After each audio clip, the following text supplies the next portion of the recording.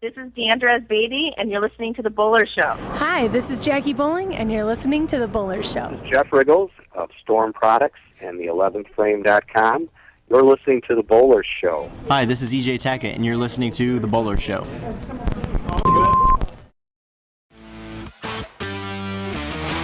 Welcome to The Bowler Show, featuring interviews with the biggest names in bowling today. Tonight, we're joined by PBA titleist and one half of the Brad and Kyle duo, Kyle Sherman, PBA titleist and hip-hop artist, Keven Williams, owner of the latest 900 series, Stephen Kosela, and USBC Public Relations Director, Matt Cannizzaro. And now your hosts, David the Waswo and myself, Luke Rosedal.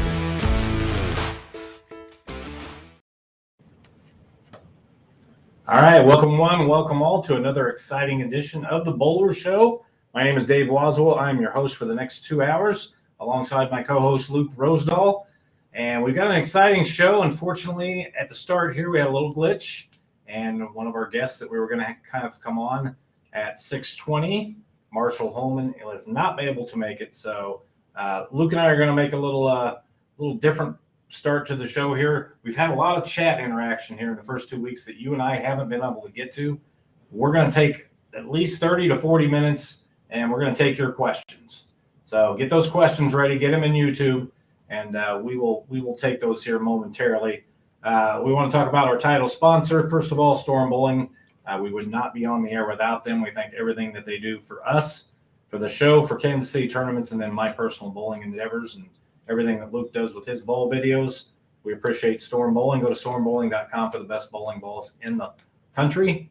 We are also brought to you by BobbyJacksons.com, SNH Custom Homes, Double J's Pro Shop, Storm Roto, Grip, bowling balls for sale. Make sure I get that right. I get all 7 letters in there. SRG, BBFS. Probably the easiest way to say it. Also, we're brought to you by Turbo Grips, I Am Bowling, and Coolwick. And I believe that's everybody. Luke, later on in the show, of course, at 6:40, we'll have Matt Cannizzaro. And what a week at the USBC Open Championships they've had. I don't know how he's keeping up, especially without me out there to do most of the work. But Matt's going to join us at 6:40 and let us know about all the scoring changes. A couple of locals, semi-locals, and Shay and Tim doing some good things out there. And then I believe a guy had a good series this week. His name's Stephen Kosela. I think I called him Blue last week. Well, it was actually, and I figured it was, I think it was his buddy that took the video that was named Blue. That's where I got it. Luce Basaro or something similar to that. Yeah. Mm-hmm. So I think that's where I got it. But obviously, you guys know that there was another 900, the second one with the Helios. So we're going to have Stephen Kosela join us at 7 o'clock. And then we're going to go to the animal pattern winners this last week. The Cheetah, first of all, we're going to bring in Kyle Sherman at 7:20, and then at 7:40, Keven Williams, who won on the shark pattern. So that's the rest of the show that we've got for you today. And once again, as always, bowlers have stuff going on. Marshall had something that came up and wasn't able to join us. We'll try to get him on next week. If not, we'll get him on the next time that he's available. But that's what happens in the bowling world. Things happen. So again, we thank everybody who's been watching and listening, and we apologize because we really can't get into the chat much because this is an interview-driven show, and we had so many people the first 2 weeks. We're going to try to get to you guys each and every week, if possible, maybe for 10 to 20 minutes. But this week we're gonna make it even longer. We're going to stay as long as the questions are good and we can give you good answers. I'm going to turn it over to Luke here. Luke is going to do this. He's been working with the chat, with the breakdown pair, and I know that he gets a lot of good questions there. So, Luke, I'm going to turn it over to you. Let's take a look at the chat and see if you got anything good yet. Yeah, I mean, we've got a real barn burner here to start off with. You were talking to Matt Cannizzaro about the hot dogs and the magical hot dogs out there. So, Bruce Thoman, what are the chances of a traveling hot dog cart at the Tour of KC events? Well, if I'm around, it's probably not a good thing because they wouldn't last very long. But Bruce, I know you're kind of fun, but that became a thing last year. Matt Cannizzaro was keeping track of how many days in a row that I hit the hot dog cart, and I'm not gonna lie, I didn't miss many until the very end. Even as hard as he drove me, I found a way, somehow during off time to get a hot dog. But people joke about those. I mean, they're $1.75. They're really good. and you can't pass them up. So, but as far as being at the Kansas City tournaments, I would say 0.01 chance of a hot dog cart being brought into someone else's bowling alley. Probably wouldn't go over very well. Yeah, but I mean, I don't imagine that you have much time to do anything else but grab a hot dog. In between squads, there's a little bit of time if nothing happened.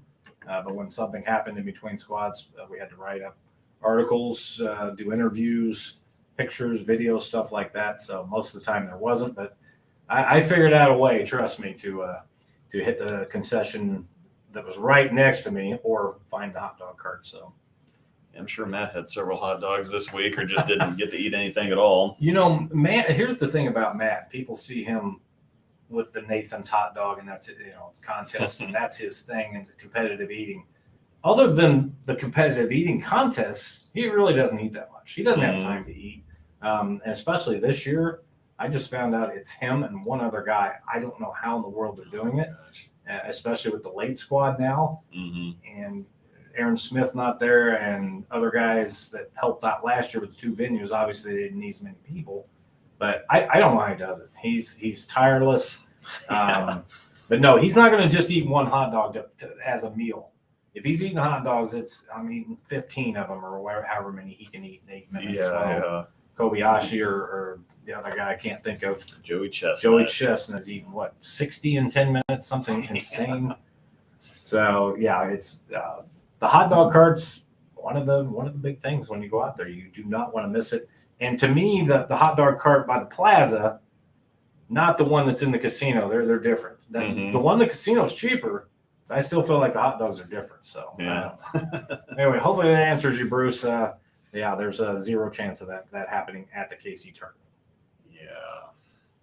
So any other good stuff in there? Yeah, let's get some good questions in there, guys. We've got very limited time usually, and now we've got some time. So let's get some questions in there as we wait on that. We got to see Belmo win again today and didn't have his best stuff in game 2. He figured out a way.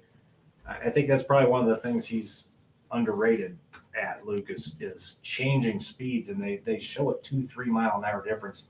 And without losing accuracy, it's amazing what he did after splitting 3 times in the first 6 frames. Yeah, he's everybody looks at the power. They always look at the revs. Oh, it's like a two-handed guy is just willing the pins down or whatever. He's a whole lot more accurate. He's a whole lot more skilled. He's a whole lot better at reading ball motion than people think he is. And he's worked really hard over the last year or so. And actually the EJ Tackett, who he beat in the championship match, he said that's due in large part to EJ. He can feel EJ breathing on his neck. So, and obviously, I think this is the second or third time that Belmo's beaten EJ for a title here recently, I believe. And that's the second straight tournament where somebody had to double in the 10th or more to win. So we've had some exciting finishes. You and I talked before the show about the format. What do you think of the way they do the games? There's no round robin. There's no match play. And all those scores are so bunched up when they cut to 16, when they cut to 8. Anybody can make the show almost at any time. Yeah, I kind of like I think the bowlers would probably agree. That might be something we could ask one of them here coming up. But I think that they generally like the kind of cream rising to the top thing rather than the match play, because you could be bowling well and you just run into something like the Masters of the U.S. Open, or more specifically the Masters, when they have kind of the bracket.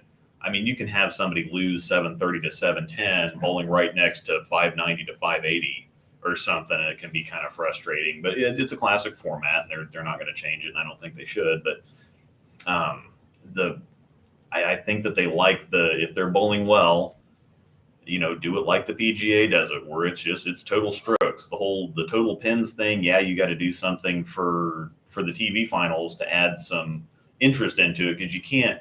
With the PGA, they tend to watch the players that are close to the number. Sure. And with bowling, it doesn't really quite work out like that, because you could still have 8 people still bowling, and they can kind of watch that, but it's a little disjointed and kind of all over the place. And I really like the eliminator finals where they have all 4 of them get on there, and then low score drops out. Then you have 3 of them, and so I kind of favor that. I'd be interested to see, what they think of it. But it does kind of suck especially when you have a guy lead a tournament, or like the U.S. Open a couple times where Chris Prather led it by 1 million and then lost, and then Buttriff led it by 1 million and lost, and so that's got to be frustrating to have that happen.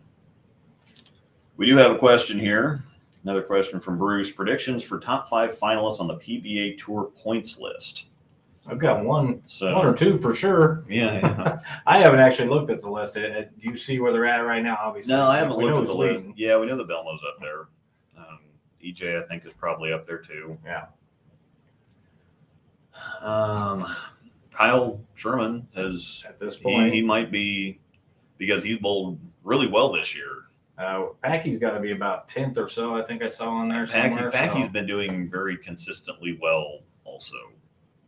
And I talked a little bit to Packy this week and told him, if you can win, you can come on. I was trying to get him get in contact with Keven. And he's like, yeah, I get that. So he has bowled really well, though. Obviously, making a couple of shows and being real consistent. So we will get Packy on at some point, but I don't know. It's kind of early in the year. I'll be honest with the PBA.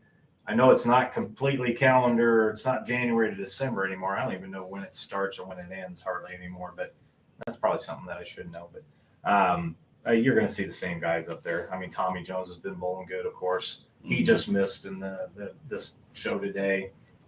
You're going to see the normal guys up there is the way I would say it. Yeah, I mean the ones that I've been kind of surprised that we haven't seen a whole lot of Kyle Troop on any shows yet, because he's been pretty hot the last couple seasons, and I think he's still bowling well. He's still making cuts. He just hasn't made a show for a while, which it really hasn't been that long, but it feels like it's because it used to be he was kind of mainstay. And then, of course, I think last year too they had all those special invite-only events too, where we saw him a whole bunch. So that might be where I'm missing him from. But yeah, he also, I don't have the scores right up here, but he was also in the top 8, and he just missed the show. So yeah. That format, I'm telling you, I didn't get a chance to see it, but those last 2 games, I looked at the scores and I was like, anybody can make it. Mm-hmm. And guys that were in first and second, all of a sudden they were 7th the next one. I believe Jesper shot 2-teen and somebody else shot 2-0. I can't remember. It might have been Kyle. It was actually Kyle. Yeah. And they went to 5th and 7th respectively. And next thing you know, they didn't make the show. So that's the good and the bad of that format. But I'm sure on site especially, and on the flow bowling, it's really exciting. Yeah, and I think that's a way, because it was still a shorter format tournament. I think they had 2 6-game qualifying blocks, so it's not like the U.S. Open where you have 8 games, and then you cut to the cashers, 8 games, top 24, 8, and then you do all the. So that's how those guys, especially once you add in the bonus points, that's when the scores really start spreading out, or you start to see some separation. But in 6 games, and then they do a couple more games. There's not really much of a chance for anybody to get a big lead, and so you can still kind of do the overall the total pinfall angle, and have it still be competitive within kind of a shorter format. So that might be a nice compromise.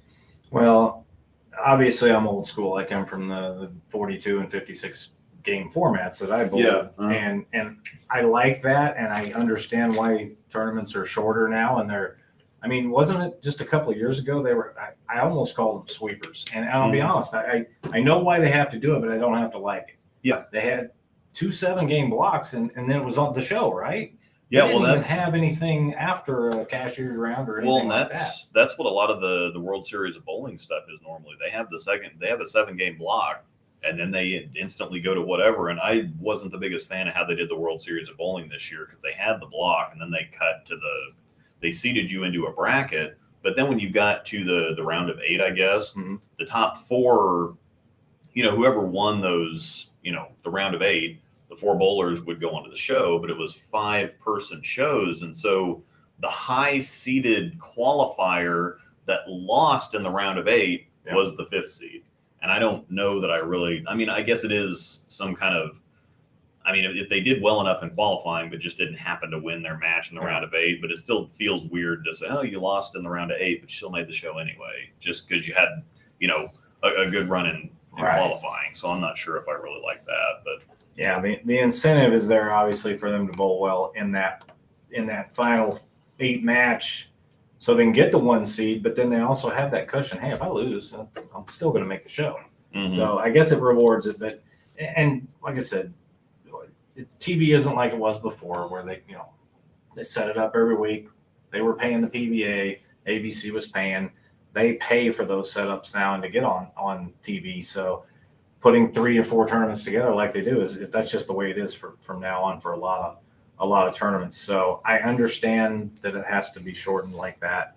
And a lot of people they weren't discounting some of the wins, but felt like it was kind of cheapening some of the guys' wins. Yeah, it's a little regrettable, but they're trying a bunch of different things, which I am happy that they're trying different formats and different things like that. But sometimes it doesn't feel like they really either thought it through or were just thinking about what was going to be interesting for the viewers for TV, maybe not necessarily for the bowlers or the overall kind of experience. But Right. So in a nutshell, in a perfect world, everybody would be able to still bowl 42 to 56 games in some sort of format.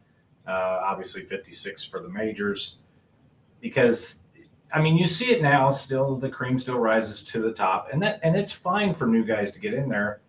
It's not like the old days where they really wanted the big names on the TV show. Mm-hmm. Well, that would be the way to ensure that you got the big names on the TV show. Yeah. The longer formats, obviously the cream is going to rise. So, but it's also, I don't know.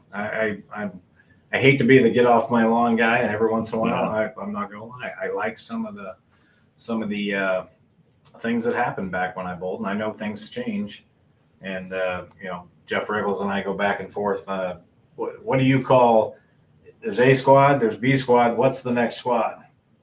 C squad. C squad is the correct answer. But nowadays it's the double burn. We just call them lanes that have been bowled on. That's just the way it was. I get they have to re-oil. Everybody can't be on the same pattern, the same week, or the same breakdown. But over the long run, what happened in my day, sometimes you got a good squad, sometimes you didn't. That's just the way it was. And they switched it. You were A squad 1 week, next week you were always B squad. So and even now when they rotate them through, like for the US Open, and they re-oil every squad now, just because they don't want to. They had the loft fest a couple times when they did the burn and double burn. And they did mix them up so everybody bowled on fresh, they bowled on the burn, and then they bowled on the double burn, each day. Right. But what makes it even more interesting now is, despite re-oiling, they play different in the morning versus after the lane machine, after they put down the pattern a couple times. Sure. And then the following day, there's still a little bit of pattern memory in the machine and on the lanes from the squad the night before. And so as that kind of bleeds out, and as you get the true pattern for that day, it was kind of fascinating when they had the US Open in Wichita, and I went to that just to see how differently the bowlers attack the lanes, the first squad versus the second squad versus the third squad, and seeing the first squad of the day versus the last squad of the day. Bowlers were in totally different on the same pattern. They were doing totally different things with totally different equipment. It was kind of wild and because of that, you don't really see a whole lot of them hanging out or watching the other squads. They might be there hanging out and just kind of talking to the crowd and whatever else, but they they aren't paying attention to what anybody is doing really. They'll talk to the reps, and the reps will say, oh, they did this in the beginning, did this at the beginning of the day, and then they kind of changed this way, and so maybe try this, but whatever else. So I remember watching squads, when I wasn't bowling, to check it out, and because it really did matter back then. Now, like you said, when the pattern's laid down for the third day, it can be totally different. But I still look at it as a long run thing. I look at it as, if you're bowling all the time, sure, if you bowl one tournament, you might get the wrong end of the straw. It's just, it happens. Believe me, running tournaments here in town, I get that all the time. Why do you always put me behind the urethane guy? Why do you always put me with this guy? I don't just, I don't look at that when I pair Yeah, people. yeah, Or when I you put, just- people want to bowl with their friends, and we put people together that way. But people think that they're always behind certain urethane. They're behind a guy throwing 25 to 5, whatever. In the long run, if you bowl enough times, it evens out. Yeah, You're going to get a good cross. You're going to get a bad cross. And I don't know. I know a lot of people like, hey, let's move guys this way and that way. But then the friends aren't bowling together anymore. Yeah. Well, even it's same thing happens on the PGA too. You could have different weather conditions. If somebody has an early tee time, maybe it's a little colder. Maybe the greens are a little firmer, and then I guess when it's colder, as the day goes on, and maybe the sun comes out and dries things up, and all of a sudden you're tapping it, and the ball's going forever on the green, and so there's all kinds of different things in golf that line up just the same way. Maybe it's windy in the morning and it quiets down in the afternoon, and that's just. It's just it's not. I'm sorry to interrupt, but it's not always. The world's not always against you. Yeah, it's a long run thing, and in golf, they do the same thing, I believe, where 1 week you're early late, and the next week you're late early for the first 2 rounds, and that's especially late on Saturday. Besides the weather, the ball marks, which they've actually changed that rule. I know we're getting into golf now, but you used to not be able to tap down the spike marks even. It had to be some other type of depression on the green, a divot or a ball mark. But they've changed that rule. It's still late in the day, Sunday, when everybody's been walking on the greens. It's the same type of deal, and you're going to hear people squeal about it. But it's the long run. So people got to look at it that way, and you hope they do. But when they're in the moment, they don't always look at it that way. So. Yep, got one from maybe a little controversial question from one of our sponsors here, Mr. Double J's Pro Shop, Double J's Bowling Supply. How controversial is it? Let's see. I'll let you decide. Yeah, thoughts on JT Jackson is fine about the left side of the lane shutting out players after Jesper's dominance that 1 week. This has been been a little while, but I think, Jesper Svensson just destroyed the field 1 week, and I believe JT said something about them, deciding to shut out the left side of the lane. And I don't really know. I think it's just with trying to bowl more competitive stuff on the left side and doing I bowled all kinds of stuff, and it seems like the left side of the lane. There's certain centers like Belton, you just don't see lefties really do that well unless it's Trevor Baumgartner on a super short pattern where urethane's in play. But Belton's just a tough lefty house, period. And so I think it's been there, either you got a shot or you have nothing. And if you have nothing, it doesn't really ever turn into something. And if you have something, it never really disappears. It might change a little bit. Like we were bowling, I bowled with Mike Dorego and Rob Wagner on the same pair. And so we did get a little bit of transition this weekend at the Southwest tournament in Wichita, but it wasn't anything crazy. But sometimes it's just enough to throw your angles off to where you stop carrying. And so I don't know. I don't know what they do behind the scenes, and I don't want to really speculate about it. But there's a lot of people that seem to have a lot of inside information that kind of chirp about things on Twitter or on a TV show, talking about soft bowling balls or whatever. Well, I'll be semi-diplomatic in my answer. First of all, this question is never going to be answered.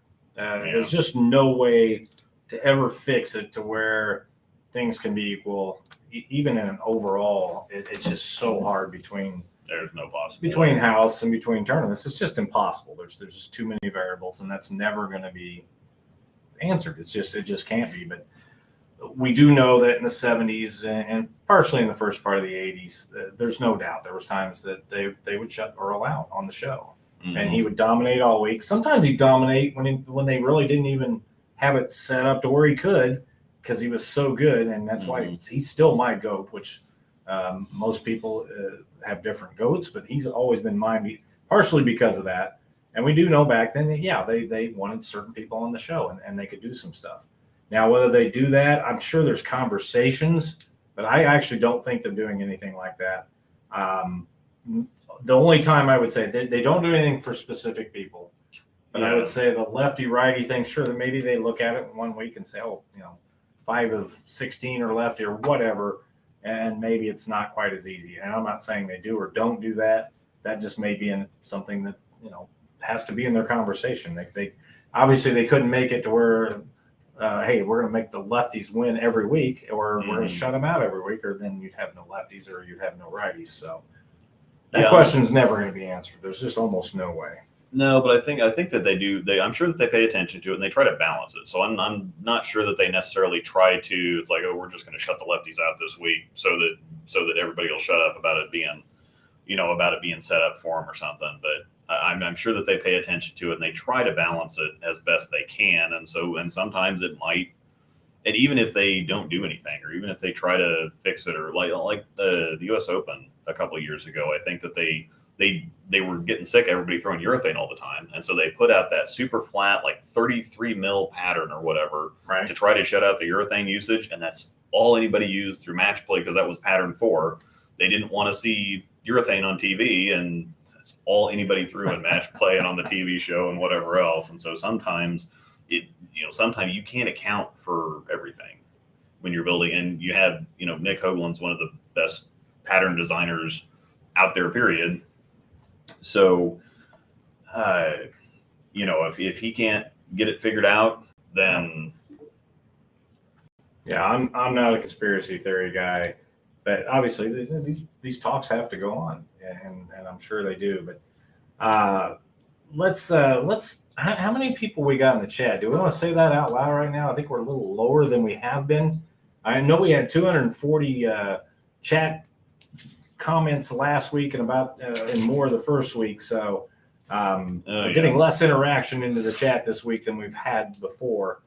Let's see if we can spur this on a little bit. For anybody local, and obviously a couple of you guys, this won't count, but we've got another sponsor on board. Summit Lanes in Lee Summit, Missouri, is giving away a 1 hour package that's worth $60. We're going to save that till later, or maybe the next week. I'm not sure, but right now, for anybody local who happens to be watching, hopefully we got enough people in there, possibly local. If you submit a question, we decide it's the best question of the day, we'll give you 5 free games to Summit Lanes. Obviously, you're going to want to be local. So that would help. If you're in there, I guess you could re-gift it to your favorite Kansas City bowler. So we can open it. Let's just open it up to everybody then. Yeah, well, we do have. Yeah, you can either re-gift it, and there's a lot of people that fly in for the KC Open every year. So maybe it's true. Make it practice. Maybe it's one of our group, and we can either before they leave or once they get here, they can go. Okay, so for a little while. Let's do that, Luke. Let's open it up to everybody. We got about 10 more minutes here before we get to Cannizzaro's corner, and he lets us know what's going on this week in Vegas. So let's go ahead and throw that out. Summit Lanes, our bowling alley of choice. 5 free games for the best question, and if you're not local, then you can re-gift it to your favorite local Kansas City bowler. All right. Let's say we go on ahead and let me play our commercial here for Bobby Jackson's. All right, we'll take a little mini break. We can get some of those questions in the chat while we're doing that. And we'll hear from Bobby Jackson's and possibly even S&H Custom Homes. Yeah. Jackson's Trading is the place to sell all your unwanted precious metals, including broken gold and silver jewelry. They also buy old silver and gold coins, so check them out for all your buying and selling needs. Also, did you know that Bobby Jackson's Trading pays top dollar for your unwanted gift cards? You know, the ones your grandma got you for Christmas? Bobby Jackson's Trading is located on 23rd Street, just 1 block east of Noland Road in Independence, Missouri. They're open 7 days a week. Check them out at bobbyjacksons.com or give Bob Foster a call at 816-463-1919. That's 816-463-1919. All right, that is bobbyjacksons.com, one of our great sponsors and a good guy here in Kansas City, Bob Foster. Check him out, bobbyjacksons.com. Luke, the questions weren't really rolling in like they have been the last couple of weeks, so we'll leave that open for the rest of the show. Possibly people want to ask the guests questions, so our producer, Angel Rosedall, can keep an eye on that, and you can keep an eye on some of the questions that come in there. If something comes up, we will put it on the air, and we'll give away the games that way. So let's go ahead and skip ahead here. It looks like the hardest working man in the bowling industry is already in the queue. So if he's ready, he can nod his head currently, and we will get him on the show early. Maybe that'll help him out. I know he's got all kinds of things going. His name is Matt Cannizzaro. He's the USBC Public Relations Manager. Matt, welcome back to Cannizzaro's Corner. Matt is currently in silent mode. There we go. Yeah. All right, here we go. You got it straight. All right, nothing going on this first week. I see you guys are just kicking back, watching bowling like I did last year. But go ahead, Matt, take a moment and try to come up with some highlights here in the first week. I say that was me trying to filter the profanity and the insanity because we've been running all over. I got the live scoring right in the background here as well. Some big numbers happening possibly. That's always how it goes. But we saw. I don't know, 5 lead changes on Friday, a couple yesterday. I don't really know what day it is. I think it's Sunday, obviously, because we're on the show. So that's the way I know where we are. But just earlier today, we saw all events and team all events go down. Team all events in a big way. They flirted with 10,000, and as you know, that's kind of the number that you want to aim for at this event. 10,000, you have to feel pretty good walking out the door. 99-17 was the final number with 2080 leading the way. David Carroll, the youngster, finding a new team and leading them with that score. And now he is the front runner in the all events, team all events. They got the team lead yesterday, 33-72. So big numbers across the division so far. What that means, I have no idea. Somebody's going to win when it's over, obviously. And we'll be here to cover each lead change and do our best to bring all the news and notes. So with those scores, we're seeing a little bit higher scores than we've seen. Is that something you're anticipating? I know last year when we first started the first week, we thought the scores were going to be pretty high, and as a general rule, overall, they were not. It's really impossible to ever know. Of course, it's all relative. You can't compare one year to the next, and no matter what the numbers are, right? Somebody's going to take the lead. Somebody's going to shoot 300, and it's just a matter of how many and how high. And we'll be prepared no matter what. Certainly coming in and seeing some of those numbers a little bit higher can be intimidating, but you're going to bowl in the same conditions everybody else did, and that's the goal. You can't think about the past, can't worry about what's happening around you. Just go out there and do your thing. Yeah, I mean, you just can't say it. You know exactly what's going to happen. You have the pattern. You know exactly. No, I'm just kidding. Yeah. Also, along those lines, if you get a chance. June 16th and June 17th. Can you tell Brandy I'd like to be on 1 and 2? I'd really appreciate it. Nice. I was waiting for that one to come up for sure. That's also that was your choice anyway. It's closest to the hot dog cart. So yeah. That's on me. I brought that on myself, and obviously a lot of people don't want on the end pair. We've seen that over the years. 25 and 26 in Reno, 27 and 28 also on the other side. Sometimes there's some hot pairs. And most of the time, people don't want on the end pairs. I've never had a problem with them at nationals. I kind of like them. So far, we spent a lot of time on 31 and 2 and 1 and 2 this week, and the chatter's out there. Of course, we see it, and all we sit here and we laugh, and we try to inform the best we can and answer questions and get the right information out there. But what can you do, right? The trolls will troll. We like to focus on the positivity and the congratulations and all the great things that are happening. So we'll continue to do our best to do that instead. Yeah, matter of fact, the Ron Barr, the owner of the only back-to-back 300s in the history of the tournament, was in Knoxville on 1 and 2. Yeah, sometimes those are good. I've found out. So as you said, obviously 1 and 2, less walk for you, a hot dog cart along the way. It's perfect. But we saw Ron Kirsch go down to the lanes after the 33-72. And I know you really don't have much more help out there now that you were unable to get a contract with me. So take a moment and give Ron a little shout out and all the work he's done and how he started with you last year. Well, I mean, anybody who's willing to come back a second time and spend time with me and work with me has to be a saint in some regards. And Ron was not a bowler coming into 2021. Learned about it, enjoyed the people who worked here and being able to interact with a lot of the bowlers, and wanted to come back, join us again. And he's been doing a great job We've dubbed him the coordinator of longevity, so he handles many of our milestone bowlers. He's actually out there doing that right now. We have a 49-year bowler today, getting ready for 50 next year. So a slew of those guys. He's going to handle them, talk to them, tell their stories, and we're looking forward to that. And he's able to jump in, help out in the team situation like he did yesterday. I was up top with the Facebook Live, and he went down and got things organized for the photo and the questionnaire and all the information that comes after the lead is taken. Yeah, and I will be there this year to bowl time in 3 years. So being my 25th year, I expect some fanfare from Ron, and I look forward to him laying out the red card and you posting my 1640 or whatever I end up shooting. That's always appreciated. So I want to give Ron a shout out because Ron was helpful last year. He did a good job being on your side also. Sam and I want to be as far away from you as possibly we could be. So with the two venues that allowed that. But obviously, I would love to have been there. And when I first started seeing all the articles that you've been writing this week and all the lead changes in the first week, I thought my first thought was the agate. And then the second thought was, man, there's a lot of writing going on. And I'm not sure I could have kept up like you have. Well, we just actually had the question earlier. With so many changes, would anybody notice if there wasn't a story to go with it, right? We have the video, we have the photos, we have all the details on social media.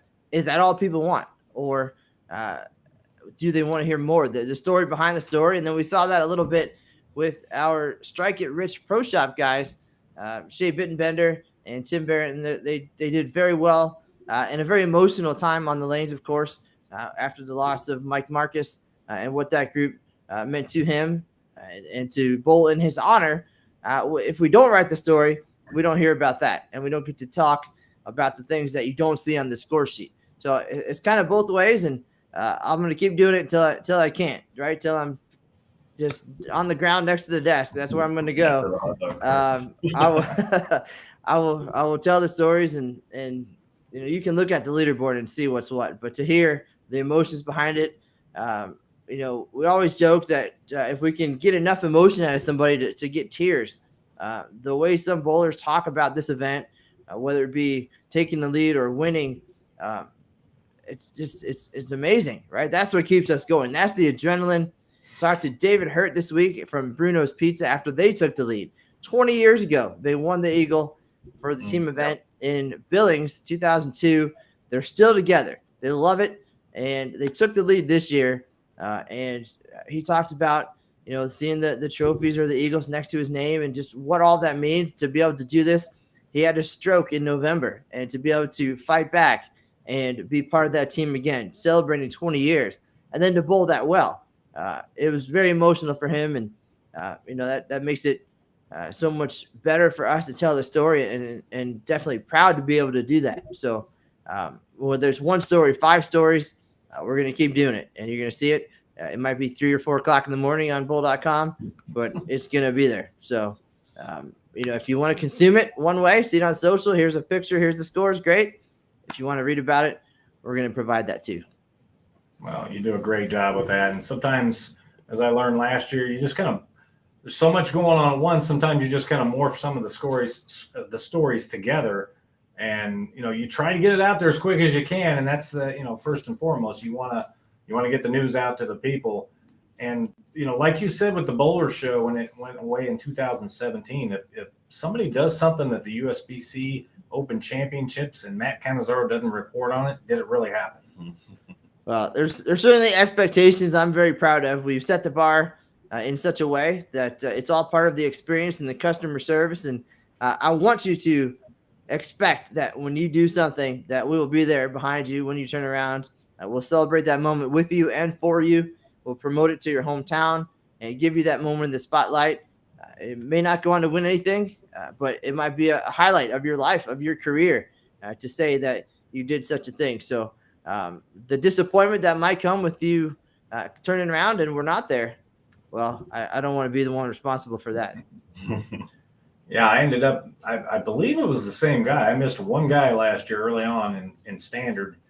And so I went through the information on the computer and got with the captain, got with him. got all his stuff, and then I believe he was disqualified later. Is that the same guy? Am I telling that one right? Or we have a very diligent staff that if you try to sneak one through, they're going to find out. And if that indeed was the same guy, you did all you could. You followed the process, and so did the back end crew. So it's all cleaned up. That's our goal by the end of the event, and the right people won and took home those Eagles. That's all that matters. Talk about the late squad right now. When is it exactly, and how is that? How is that tricky for you with team and singles and doubles going on at the same time? So far, it's been pretty manageable. Early on at the event, traditionally, we're a little bit slower. And folks, whether it's they just want to wait or I don't know. But we had some smaller squads, and they're already limited in capacity just a little bit because of the number of doubles and single spots the next day. So as we get going into April, May, June, that's when things will be a little more full. But I think we have 10, 12, 15, 20 teams at times. So manageable. Everything's running very well with the new schedule. Greg Moore is making sure that the march time, so for the folks out there listening, is about 15 minutes before the posted squad time. So if you're bowling at 7 a.m., you're marching at 6:45. If you're bowling at 9:30, then you're probably going to march at 9:15. Get out there, get to it. And we've been running very, very well. So in that regard, that's great news. And looking forward to, again, fuller squads and a little more excitement. And we'll be here every minute of it. Yeah, I remember bowling the 7 a.m. squad one time and not realizing that the march was going to start when it did. And we were a little tardy, let's say that. We ended up doing our brackets on the lanes. The bracket people were great. They came out and said, hey, you can still get in, and they took care of us there. So it's good to see. I knew that there was a little issues with the squads last year early on, and you had to make some changes with that on the fly. But not to get too deep into it, Matt, but how did we go from being able to have a 7, a 9:20, and 11:40 squad for singles and doubles, and have time to do that? And nowadays you've got to allow so much more time. Why are the bowlers so much slower nowadays, especially in tournaments? Well, the time frame actually is pretty similar. We've added a few minutes, but back then we didn't oil in between squads. So if you were on the 9:20, then as the 7 a.m. was getting done within that time period, when the lanes opened up, we brought out the next squad. So there was no waiting. There was no march out. That was it. If you were one of the slower pairs or slower teams, then you'd have people right on top of you waiting for you to get done. So that eliminated, that's 30 minutes right there in between squads to at least to be able to oil, plus then the march out as well. So we just brought them out one after the other. The only fresh squads we had were the team events. When I came on, it was 2:30 and 8:30, and that was it. Everything else, you were coming out as soon as it was time. Well, that's funny. You mentioned the fresh oil. A lot of people have no idea that that's the way it used to be. You didn't, you had however you want to look at it, the burn and the double burn for your ABC back at the time squad, and that's just kind of the way it was. But last year I believe the squads at the end were 5 and 8:30, and it's just amazing to me that they can't get that done. And obviously you and I learned there was a lot of late nights where I didn't get over to the plaza till like 12:30 because people were still bowling 3.5 hours later. I don't know. I hate to get on that, but it's just our leagues around town here and tournaments and stuff like that.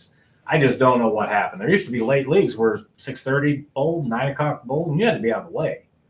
But nowadays, it's just different. But anyway, let's stay with the USBC Open Championships. With this exciting first week, do you anticipate, without knowing what's going on, of course, but do you anticipate some of these scores, the 33-72, if you had to put like some sort of percentage on there, what would you think? 10% that it holds up, or do you even like to make predictions?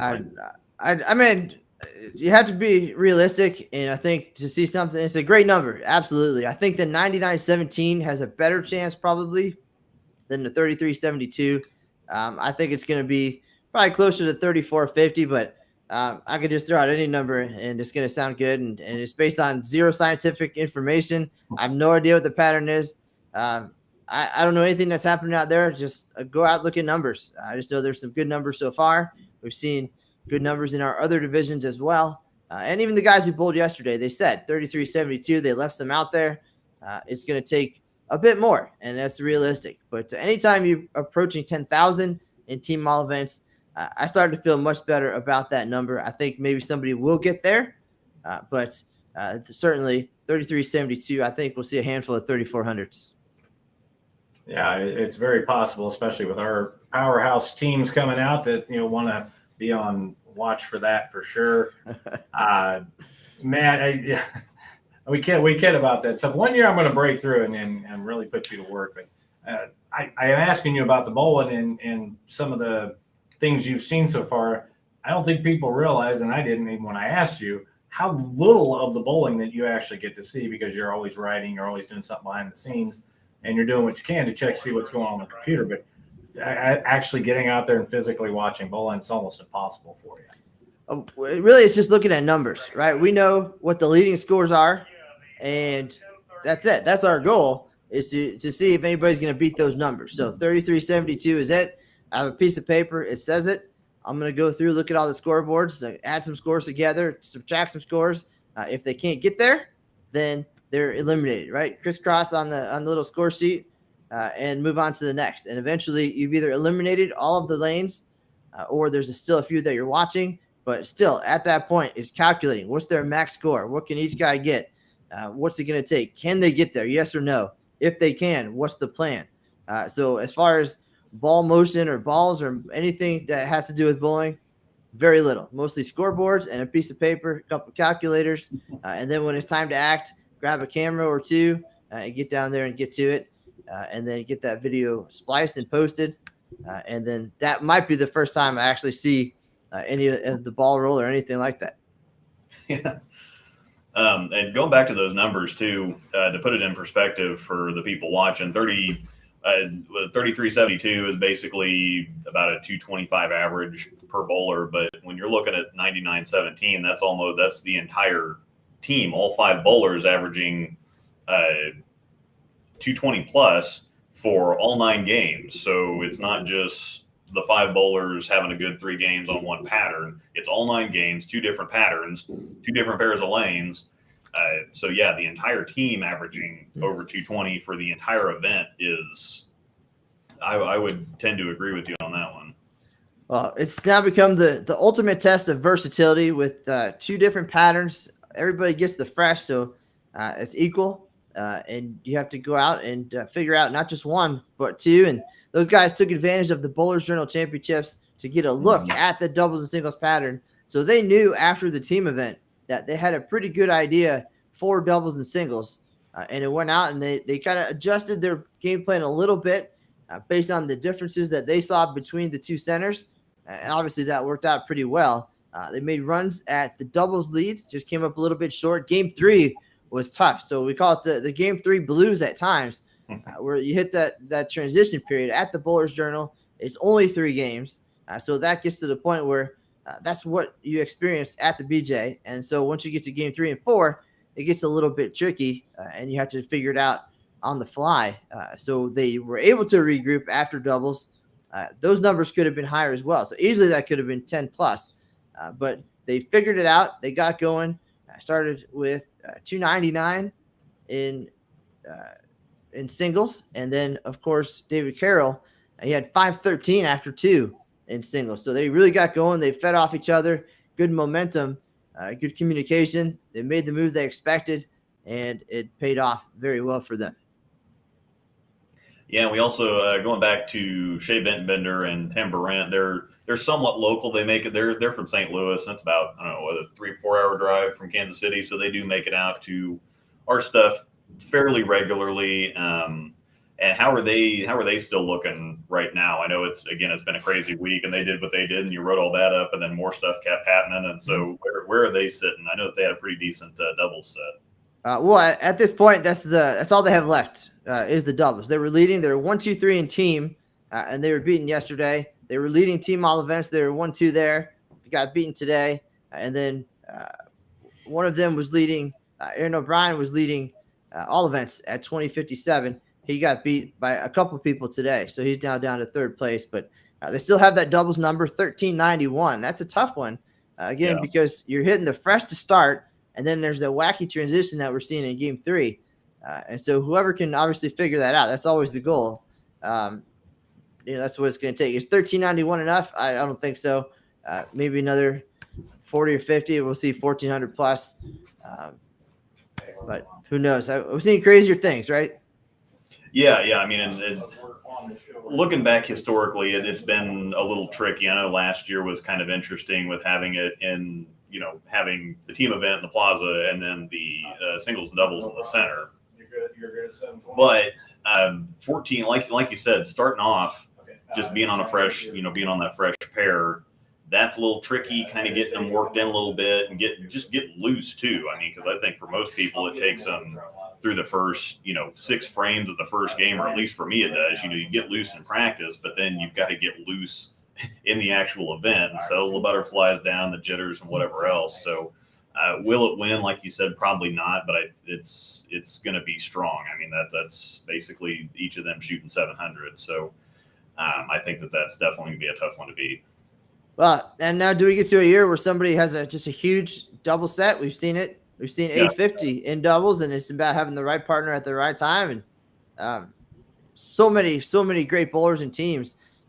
We're only a weekend. We have 120 plus days to go, and some very motivated folks. Some folks are very comfortable in this building. We've seen it now a handful of times, and they've continued to bowl well on these under the lights in the stage. And so that's something, right, that we see at the National Bowling Stadium too. You bowl well, you get comfortable. It's just an extra confidence that you have walking in. And it's hard to explain, but there's some guys who you look out for them a little bit more because of that too. Yeah, there's been a bunch of big names this first week too, so that could be kind of part of it. I mean, they're guys that are used to scoring, going everywhere and scoring. I mean, I don't know how many times Shea Bittenbender and Tim routinely win all kinds of stuff around here. I mean, if Shea goes to the Greater Tulsa Open in Oklahoma and doesn't come back with a trophy from that one, and that's a big one like Greater Ozarks or something that runs for several months. So if he comes back without winning something there, it's kind of unusual. But so yeah, it sounds like everything's kind of starting off with a bang. So. All right, Matt, you got anything going on there in the live scoring you need to get to? Because we're going to let you go here in just a minute. All right, I got the calculator out. It's right here, ready to go. We had a front seven. I'm going to give you some advice on that, okay? Nobody's going to shoot 1,500, so you can mathematically eliminate them at like 1,250. Give yourself a little break on that one. I know you're on there, you're checking your calculator. I'm like, he's worried about somebody shooting 1,500. That's not that. All right. If it's possible on paper, then I'm going to calculate it out until it's not. All right. We did have 2 questions come here in the chat that involve you. The first person wants to know, it is Tim from Tim Anders. He wants to know how many hours a week that you work, and I pretty much think it's all of them. That is the answer. So far, it has been all of them, -1 yesterday. I stepped out for a minute before the team lead. Got back just in time, actually. But we start bowling at 7, so I'm here by the end of game 1, and last one out the door every night so far this year. So we're bowling all those hours. I think the average, because we had some short days, we didn't have a 7 a.m. or a 9:30. I think it's averaging 17 hours a day in here watching bowling, and just like last year, fast and furious with the information, trying to finish one story while the next guy's got the front 7. So that keeps the adrenaline going. Right? If we were just watching bowling and numbers and nothing was happening, probably sleeping on the desk. But because of the frequency and the social posts, you can follow along. Our goal is 4 posts a day. I think we've had 6 or 7 every day this week, and again, as many as 5 lead changes on a couple of the days. So it's fast and furious. It keeps me going. But that's a great question, and that's the truth. And Waswo had it, all of them. I thought that seemed like it was the right answer. I mean, only the ones where you're awake, but that's pretty much covers everything. Our last question here that we have from the line, I actually lost who it was, but you give me trouble about eating a hot dog or 2 every day out there last year. What is the most you've ever eaten, either in a competitive contest or just at a sitting? I know you really don't have time to even eat there, but people know you're into competitive eating. What's the most amount of hot dogs or whatever that you've eaten that would impress somebody? Well, 100%. I had 0 in this building in 2021 and also 2019. That is so not true. That is not true. I didn't tell you at the time, but I appreciated it, every minute of it, but I did give it away. So because I did bring my boss a hot dog and some other goodies, and but you didn't. You didn't eat that one, huh? I made note of it. I appreciated it, but I did share. I paid it forward. So the answer on site is 0. Wow. Went down to the sports book once. We had a plan for a couple of years ago. We were going to buy out the cart on the last day and see how many we could actually handle during the final squad. They were closed. So we went down. We had some downstairs with a big sad face on. But Aaron Smith and I had a Texas Rangers game one day. They have an all-you-can-eat section. So we were going for the 9-inning challenge, right? 1 hot dog every inning. Then there was a rain delay. I think he got to 9 before the game even started. So, of course, Aaron Smith's not going to beat me in the eating contest. So I made sure that whatever he did, I matched him plus 1 bite, and then we called it. I think I got to 10 in a bite, and we were done. So that was a fun day. But when you're here, maybe we'll grab a tray, and we'll see what we can really do. All right. Sounds good. I'll be out there June 16th and 17th. Luke, when are you going to be there? We're going to be there July 16th and 17th, so All right. next to last couple days of the tournament. I will try to save you some hot dogs. Matt, I know you're busy. I know you're giving us at least 20 good minutes today. There was a couple that weren't so good, and we appreciate all the time that you spent with us today, and we look forward to each and every week, sir. Thanks, guys. I appreciate it. Keep up the good work. All right. That's the news, and we'll see you on the lanes. Stola's tagline. I love that tagline. If you've ever watched any of his Facebook Live or back in the old days, the streams, that's how he always ended it. So Matt Cannizzaro, once again, nice enough to join us during some of the, during his 17-hour he's got days. so much to do. Yeah. And I realized that last year, but enough about Matt. He's got way too many accolades already. So moving on, do we have anybody in the news here lately? Did anybody shoot a high series that you can recall? I can't remember. I'm pretty busy too. So. Well, I believe there is a man that's from Pennsylvania. His name is Steven Kosela, and I believe he is in the queue right now. And Steven is also with Iron Bowling, and he's also a Roto-Grip staffer. And he was one of the, I believe he was the 30th. Is that correct? Right around 30. I'm going to pull him on, and we can ask him here. I'm sure he knows. All right. Steven Kosela, also known as the latest Mr. 900. Steven, welcome to the Bowler Show. Hey, guys. Thanks for having me tonight. I really appreciate it. Yeah. Absolutely. What do you got right in front of you there? These 2 balls, I think they're kind of a decent ball, So Yeah. Schlemmer from my Roto-Grip was nice enough to send me a case of them this week. So I'm gonna keep a couple for just a display, and I think I'm gonna drill the other ones too. So. Okay, did Roto-Grip get your 900 ball like we saw with the last 900 Helios? It's in the pro shop where I bowled the 900, but as long as a Storm or Roto or USBC don't need it, that's going to be the home of it.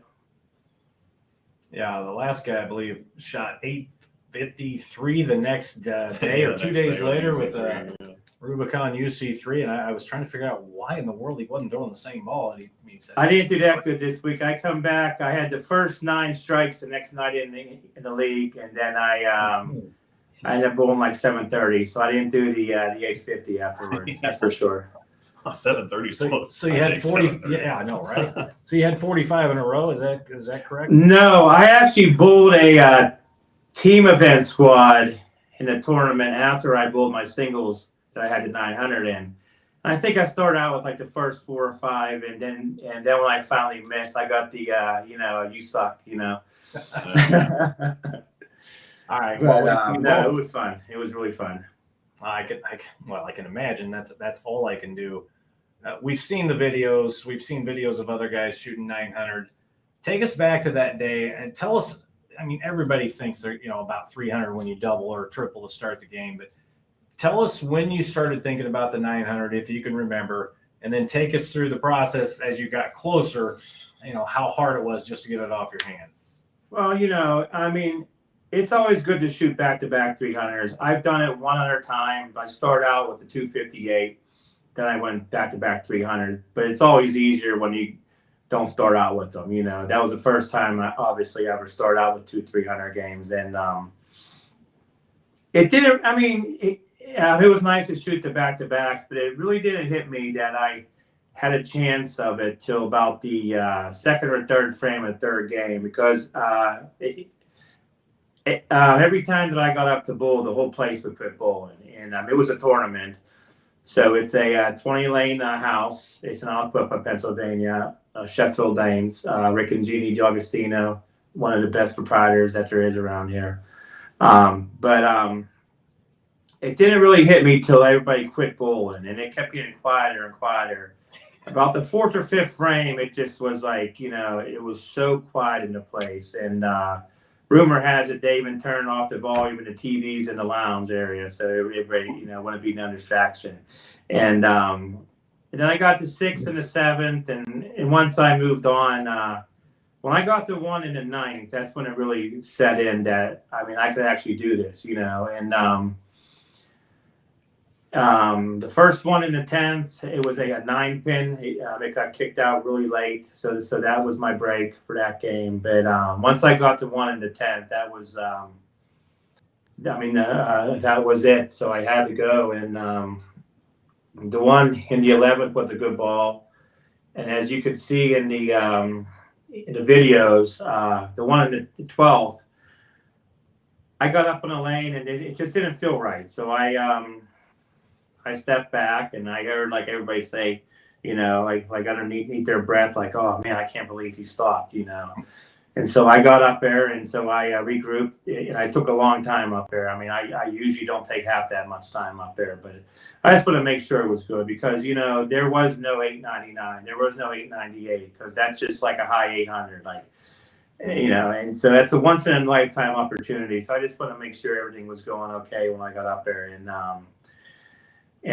so the last one, that was probably one of my best balls of the game, and it was so quiet. It was just an eerie feeling. It was so quiet, and when I let go of that ball, you would think the roof was going to fly off the place, because you know, there was a lot of excitement over there. I always saw you drop down after the ball carried the. It was a release. It was over. It was. I mean, I couldn't get down with that game quick enough. Like, the game was in slow motion. Like I looked. It was like the third frame. The fifth frame, I'm like, oh, it should be like the 7th or 8th frame by now, but it was just like in slow motion. But it was, it's like I said, it's a once in a lifetime experience. Whenever you're a kid, you practice, and you always imagine getting up there throwing that last shot for 900, and like I got to do that, and it was such an opportunity. I'm so thankful for it.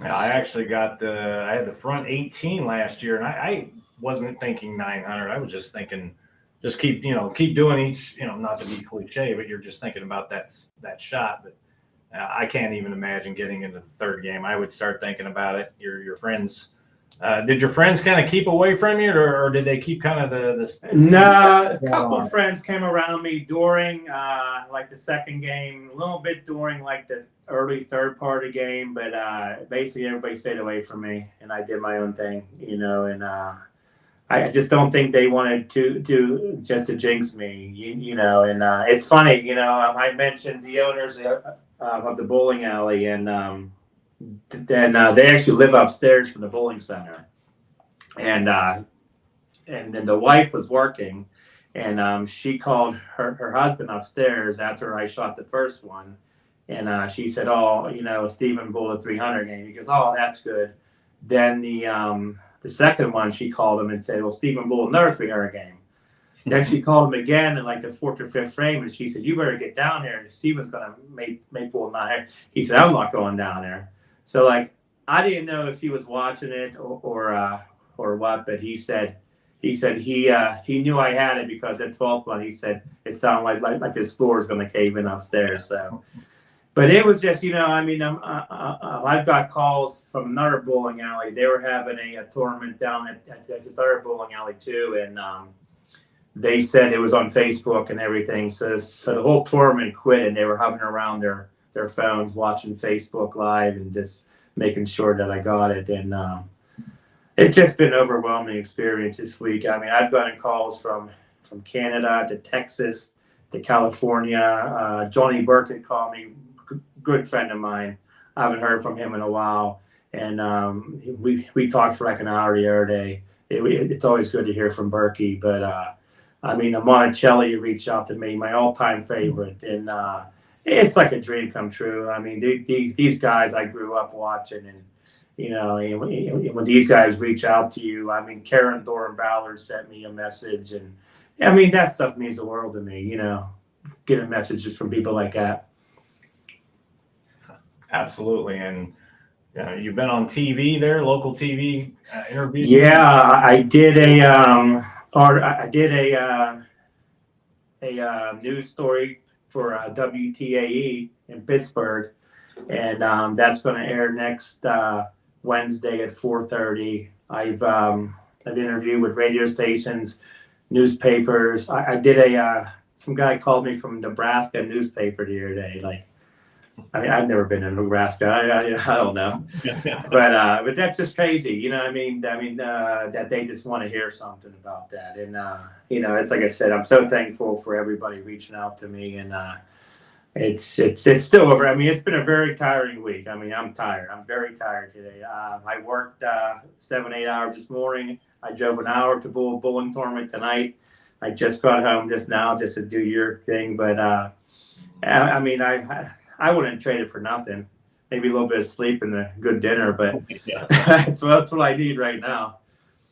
Actually, I'm kind of jealous of your setup, Luke. You see what he's got going on there? Yeah. And I need some more bowling. I need some more bowling. Everything means something to me here. You know, like all these pins have they have something. I bowled in the state tournament. I bowled a 300 5 years in a row in the state tournament, and the last year I won, they actually gave me this crystal pin, and that's like one of my my treasures. I mean, a vase. I got this. Which one is it? This one here is the 9 pin that I carried in the 10th frame at that third game. So the mechanic was the owner's son was in the back. And he grabbed it out of the pit for me. So this is a solid 9 that I carry in the 10th frame for that 900. So I mean everything has a meaning. It's like I said, these roto grip balls just came this week from Schlemmer. I mean, I'm just more than appreciative for him, and it's like I said, it's just overwhelming. And I wish everybody who's a bowler. And I just wish they had the opportunity to be there in that 10th frame and experience that. I've had 83 300 games, and I honestly can't say that I've been through that kind of experience in the 10th frame before. And I mean, you try to explain it to people, and it's hard. I mean, I've struck to win tournaments. I've struck to win 300 games, to win matches, and it don't compare. You know, he said, like, I got down after that 12th frame, and I think it was more relief that it was over, you know, it was done, you know, could just go on, you know, but no, everybody's been, just all the local bowling alleys and the owners, the proprietors, everybody's been great this week. I went to a bowling alley today. It's over an hour away from me. And as soon as I go in, they're like, you know, that's him. That's that guy. You know, but, you know, everybody's been so nice. I can't thank everybody enough. I'm sure you're getting all kinds of hoopla between TV, the Bowler's Journal, and, of course, us here a week later. But take a moment and just talk about the Helios. Obviously, Roto Grip's got a lot of great pieces out. I'm in love with the gem. Tell us how special the Helios is. Obviously, you shot 900, but tell the average bowler why that ball could be so good for them. That ball is so versatile. It's. I mean, you could do anything with it. I mean, as you see when it comes out of the box, it's a little bit dull. But I mean, for like your typical league bowler, I would say bowl with it and get a little bit of lane shine on it, because that's when mine started working good. I mean, out of the box, I mean, I bowled really well with that ball. But I had to have a little bit of a heavier of oil condition for it when I first got it. But then as I got a little bit of lane shine on it, it just seemed to work so much better. It's more versatile. I mean, mine, I believe the one I shot 900 with was I had the pin underneath of the ring finger, and that gave me a little bit more of length. I mean, I really can't have drillings that are really strong because of how much I put on the ball. I mean, so I try to tame them down a little bit. And for me to get the lane shine on it, and I mean that's one thing. Like the pro shop owner told me, Matt Mo had it at Sheffield Lanes. He's a storm rep. I mean, and he told me that too. He said, just get some lane shine on. You'll like it a lot. He said, don't touch it. And I didn't clean it or nothing. Like I just let it go. And you know, and I get as a typical league bowler, if that's all you do, that's probably one of the best versatile balls that there is. Because even if you do get the lane shine on it, you could actually hit it with like a 3,000 pad Aberlon pad, and it will give you a little bit more hook, you know. So it's a very versatile ball because you can change the surface on it. So you know what I mean.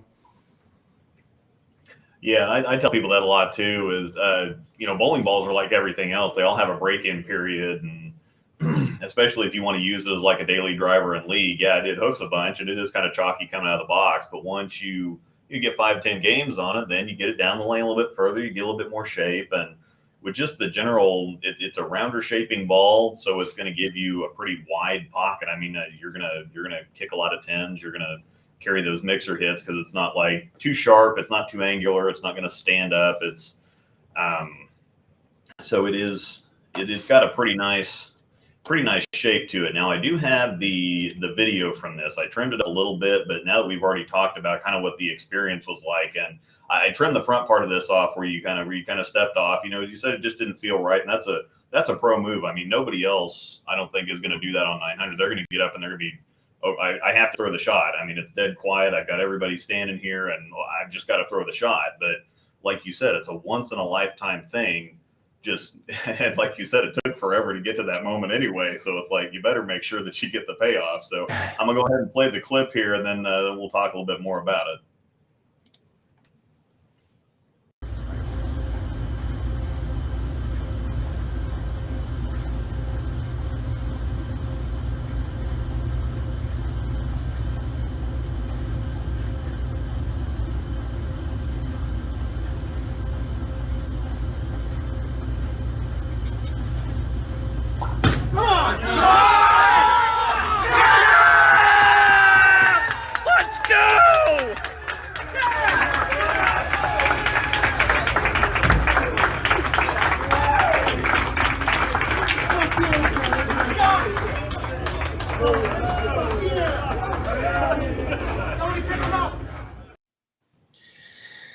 Unbelievable. Yeah, there's that clip's also on YouTube, so I know it was stuttering a little bit for us. So if it was stuttering for you, just go ahead and check out. You can put in Stephen Kosela on YouTube, and you can pull up that. And you can watch the whole thing uncut. So yeah, it was dead silent in there. Like you said, you couldn't hear anything, and then yeah, the place went nuts. So talk us through that again. You know, somebody came up to me afterwards and says, "So you've done it all. You've won tournaments. You've won every local tournament that you could win. You've got a lot of 300s, a lot of 800s." They said, "Now you're gonna quit." I said, "You know what?" I said, "I would have probably thought about quitting if I had like 899 because I've been so disappointed." You know, I said, "No, I'm not going to quit. I'm going to keep going. Maybe I'll get another one." You know what I mean? And so you know, there is no quitting on that one. You know, you have to keep going. You know, because that's what I mean. I mean, I bowl league 2-3 nights a week. I pick a tournament up here and there, but I mean, not as much as I used to. But no, I'm not going to quit. But getting back to that and. That 12th ball, like I could watch the video over and over and over again, and like you know, it's just crazy. It was just an honor to be in that position. I mean, you know, when you bowl a 900 series, I mean, you have to get the breaks during the game. I mean, I tripped for the 12th ball in the first. I tripped a 4-pin late, and so that was my break in the first. Second game, I went a little bit high on one, and I carried a 4-6, and then in the third game, I threw. It was like the fourth or the fifth. I don't remember. It went a little bit high. It was like, it was like a mixer shot. And so the one friend of mine, he was in the bar, and he came up. He goes, "Oh man, he said that was a good run." I said, I struck. He goes, "You struck on that?" I said, "Yeah, I struck on that." So he said, "Oh man," he said, "I thought you missed." I said, "No, I struck." But after the fifth, they were all pretty there. Like I said, I carried that 9-pin in that first ball in the 10th, and after that, they were both good. But getting back to the celebration there at the end, Mark Everett, really good friend of mine.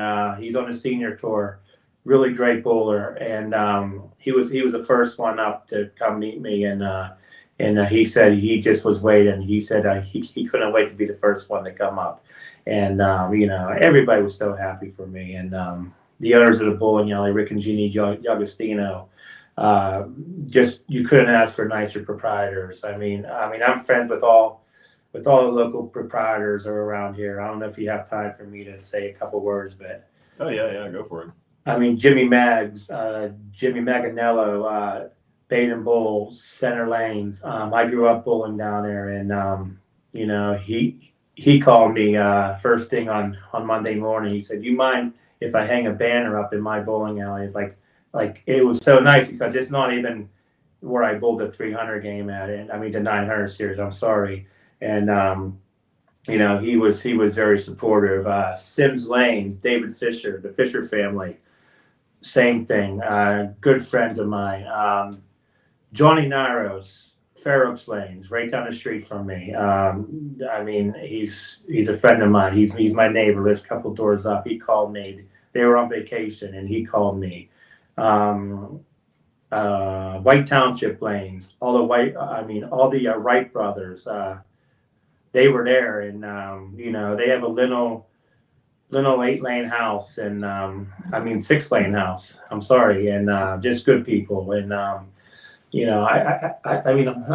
could keep. Oh, Brad Davidson, Beaver Valley Bowl. It's no longer there, but I spent a lot of time down there. Brad Davidson was so supportive of me over the years. Tommy Esposero, really good bowler back in the day. He helped me so much over the day.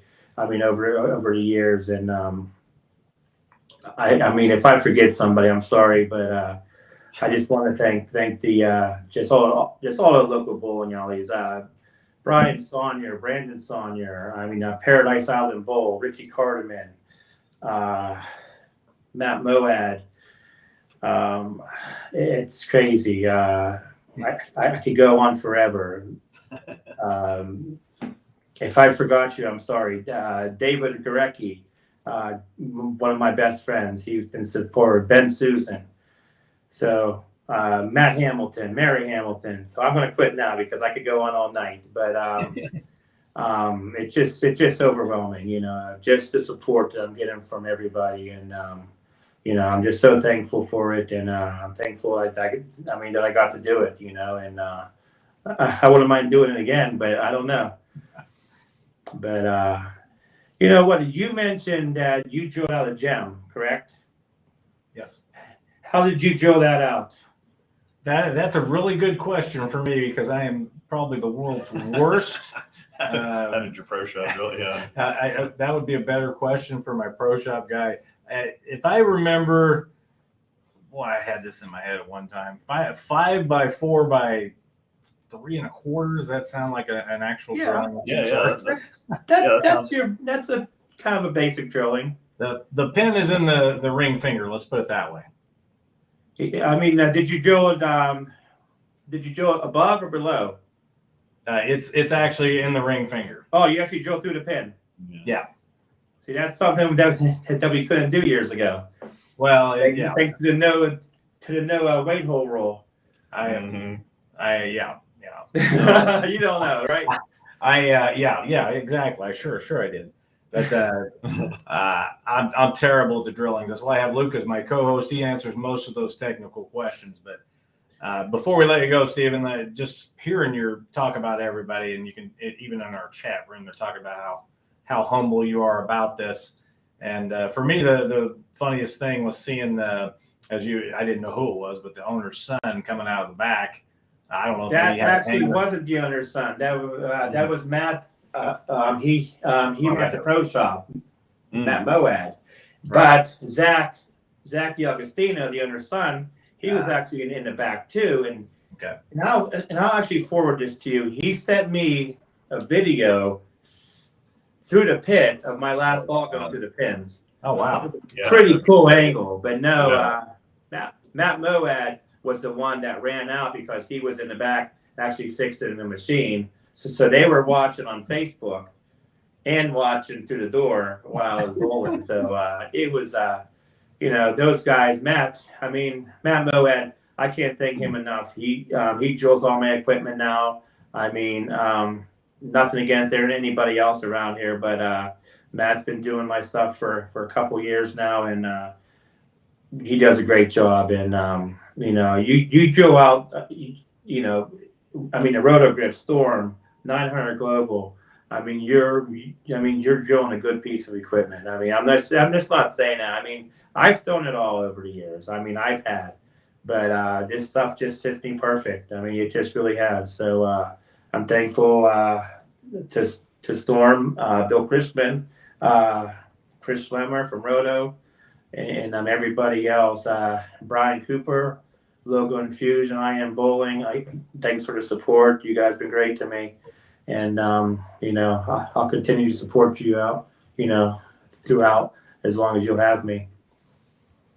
Well, as long as you keep shooting 900s, you're not going to be kicking you off staff very soon. Luke and I, and of course, the show is sponsored by Storm Roto. So we're familiar with all those guys, and we have them on the show from time to time, and nothing but great people out there in Utah. So, Stephen, if there's nothing else, nobody else you want to thank, we will go ahead and let you go.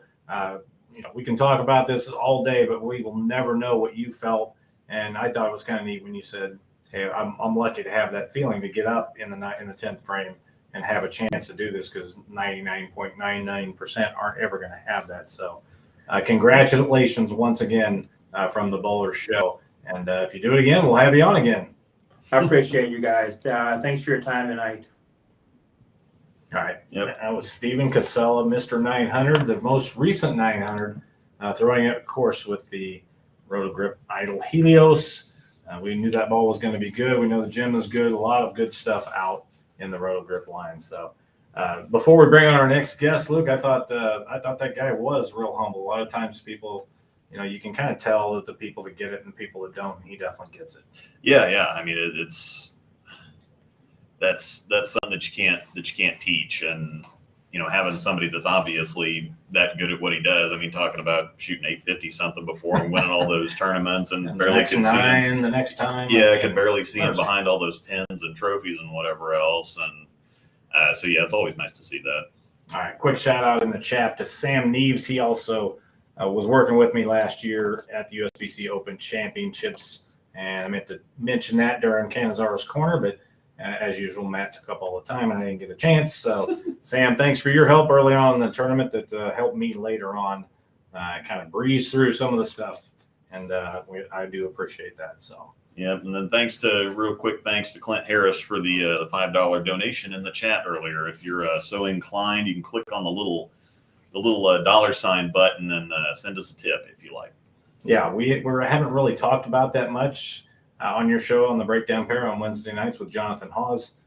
Some guys are helping out with some of the costs. A lot of people, they understand that there's some costs behind the scene. That's not why we do it. We're not here to make any money, and we're certainly not going to. But there are expenses, and we do appreciate anybody who appreciates what we're doing and giving a venue to the bowling world to, let people know when somebody shoots 900, hey, here it is. You're out. We've got you on the Bowler Show, and your story is being told. There was another story being told this week of one of the animal patterns on Monday night. We got a chance to see, I'll call him local bowler. St. Louis is close to me. Yeah. We're not big on some of the St. Louis guys, but this guy's different. He's one of the nicest guys in bowling. Not great at picking friends, but he is the cheetah champ. Let's go ahead and bring him on. His name is Kyle Sherman. Kyle, welcome to the Bowler Show. Gentlemen, how we doing? Thanks for having me.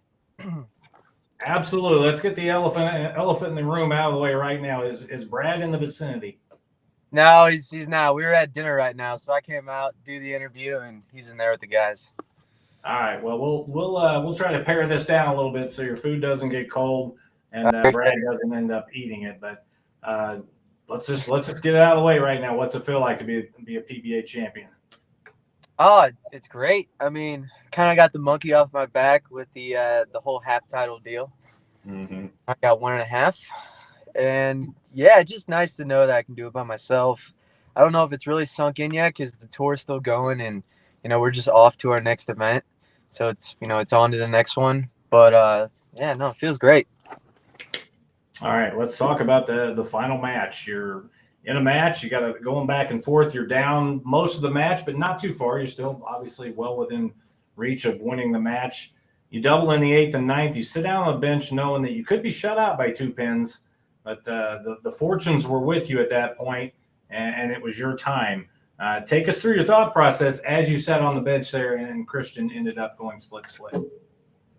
Yeah, the lanes were getting tricky. I really needed that. Shot in the 9th was huge.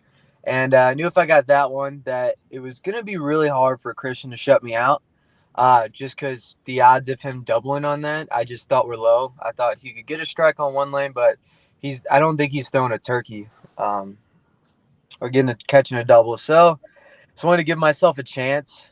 And I did. And then he goes split, which at that point, it's kind of over. Just keep it on the lane. So your thoughts as you sat on the bench were possibly I'm going to have a chance at a title here because it was going to be tough for Christian to strike out. And then it goes to, wow, I'm a PBA champ just sitting here on the bench. Obviously, this stuff can happen. They've got to make the shots, and he had 2 shots that were unfortunate for him but fortunate for you. Tell us after the match, how long, as you said, it's going to take a little while to completely sink in because you're still bowling. But how long after the match did you realize, hey, I've done this and I've finally gotten it done? I think it was more the next morning or driving home. Finally got to all the messages, all the people saying things, had some time to reflect. And then, but yeah, once the match was over and immediately that day, my adrenaline was so high, it was really cool. And then I was tired and needed to pack my stuff. And then it was just, I was still in bowling mode. And then once I got out of bowling mode, I was like, oh crap, man, this is kind of cool. I just did that. So it's cool. All right. We talked about Brad earlier. You guys interact with a lot of people. I believe you have over 100,000 subscribers on your YouTube channel. 120 now. Yeah, we're slightly behind that, but we'll catch up to you guys someday. Yeah, of course. Yeah. In about 20 years, if everybody's subscribed who's a bowler. But anyway, we kid a little bit about Brad. You ended up bowling Brad in a match, and you guys had a little bet on the line. Tell us a little bit about that. Oh, yeah. You talking about the player show, the TV? Yeah. Bowling Brad, for one, was we figured it was going to happen one day. And it's kind of, even though it's him, it's what everyone says, it's even though it's your friend, you want to beat him. You're just bowling, he's now the enemy. So your friends before, but as soon as those lanes turn on, there's no taking it easy. So, actually, you probably want to beat him more. So, and that's kind of how I am with all my friends because we're really competitive out here that I don't want to lose to him because then in the next conversation, you might get all the jokes thrown your way or whatever. But yeah, then we had a bet. We got the winner got to design a shirt that the loser has to wear, which he still not has held up his end of this bet yet. He hasn't actually worn that shirt yet? No, he has it in his possession, and he claims it's too tight, even though he has the same shirt. There are shirts. He knows his size, and he has a bunch of other ones. So I don't know. Oh, that makes it even better. It needs to show up I'm sure it'll show up in a vlog at some point. It needs to. He was supposed to wear it for an entire major. Every vlog had to have it. So maybe the Masters. Maybe it will enforce this at the Masters. Yeah. Well, obviously, that I run tournaments here in town, and we've been clinging to all these guys lately, was yourself, Kevin, Packy, and some of these guys who have been crushing them lately, that bowl our tournaments a lot, without, directly saying, hey, you guys are the reason I won. Tell us a little bit about how some of the smaller tournaments get you prepared for the big ones. Oh yeah, it's a way to stay sharp. I mean, I like, I come down and bowl your guys' tournaments a lot. Cause you put out hard patterns or hard earth patterns, sport shot patterns. The community down there isn't afraid to bowl on it. That's why I love this Kansas City bowling community for that. It's a lot different. You guys do you guys are a big part of that kind of philosophy you guys have. I love the St. Louis bowling community too, but they won't bowl on anything less than 10-1. Yeah, that's I just saw a post from Carrie Mapp Cunningham in a scratch tournament where she bowled 8 games, averaged 242, and wasn't even close to the cash. So I personally don't understand the tournament philosophy in St. Louis, and it's not ours here at all. We want to challenge the bowlers at times. Sometimes we'll have some easy stuff, especially in the tournaments. But I think overall it can make, it's just going to make you a better bowler. Yeah, absolutely. I always feel like I'm a little more.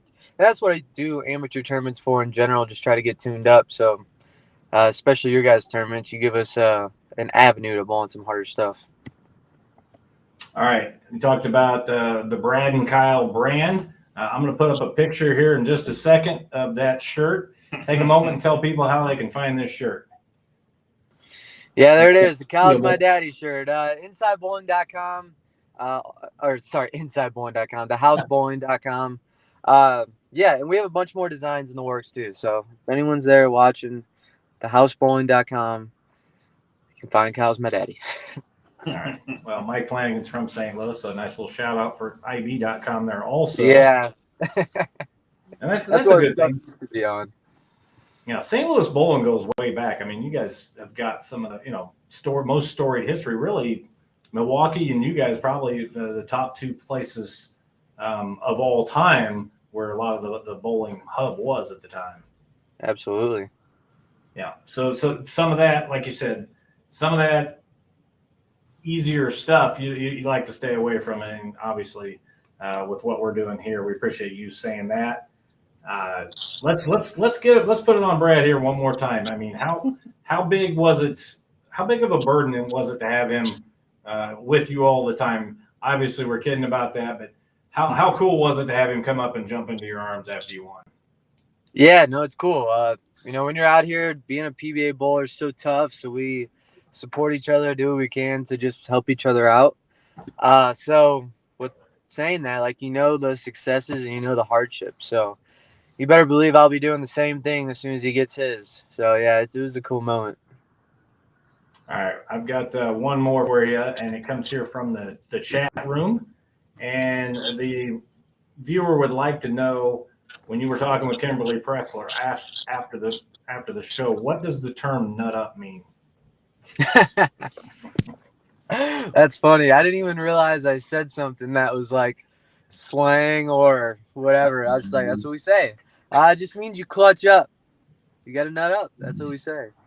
So you certainly got it done, and it was fun to watch. Oh, thanks, guys. Yeah, I'm going to go ahead and I cut together a couple shots of your championship match, and then I'm going to ask you a few things about it. So I'm going to go ahead and play this, and hopefully it plays well. Sherman down 12 to close out the 8th. Good looking shot, Kyle.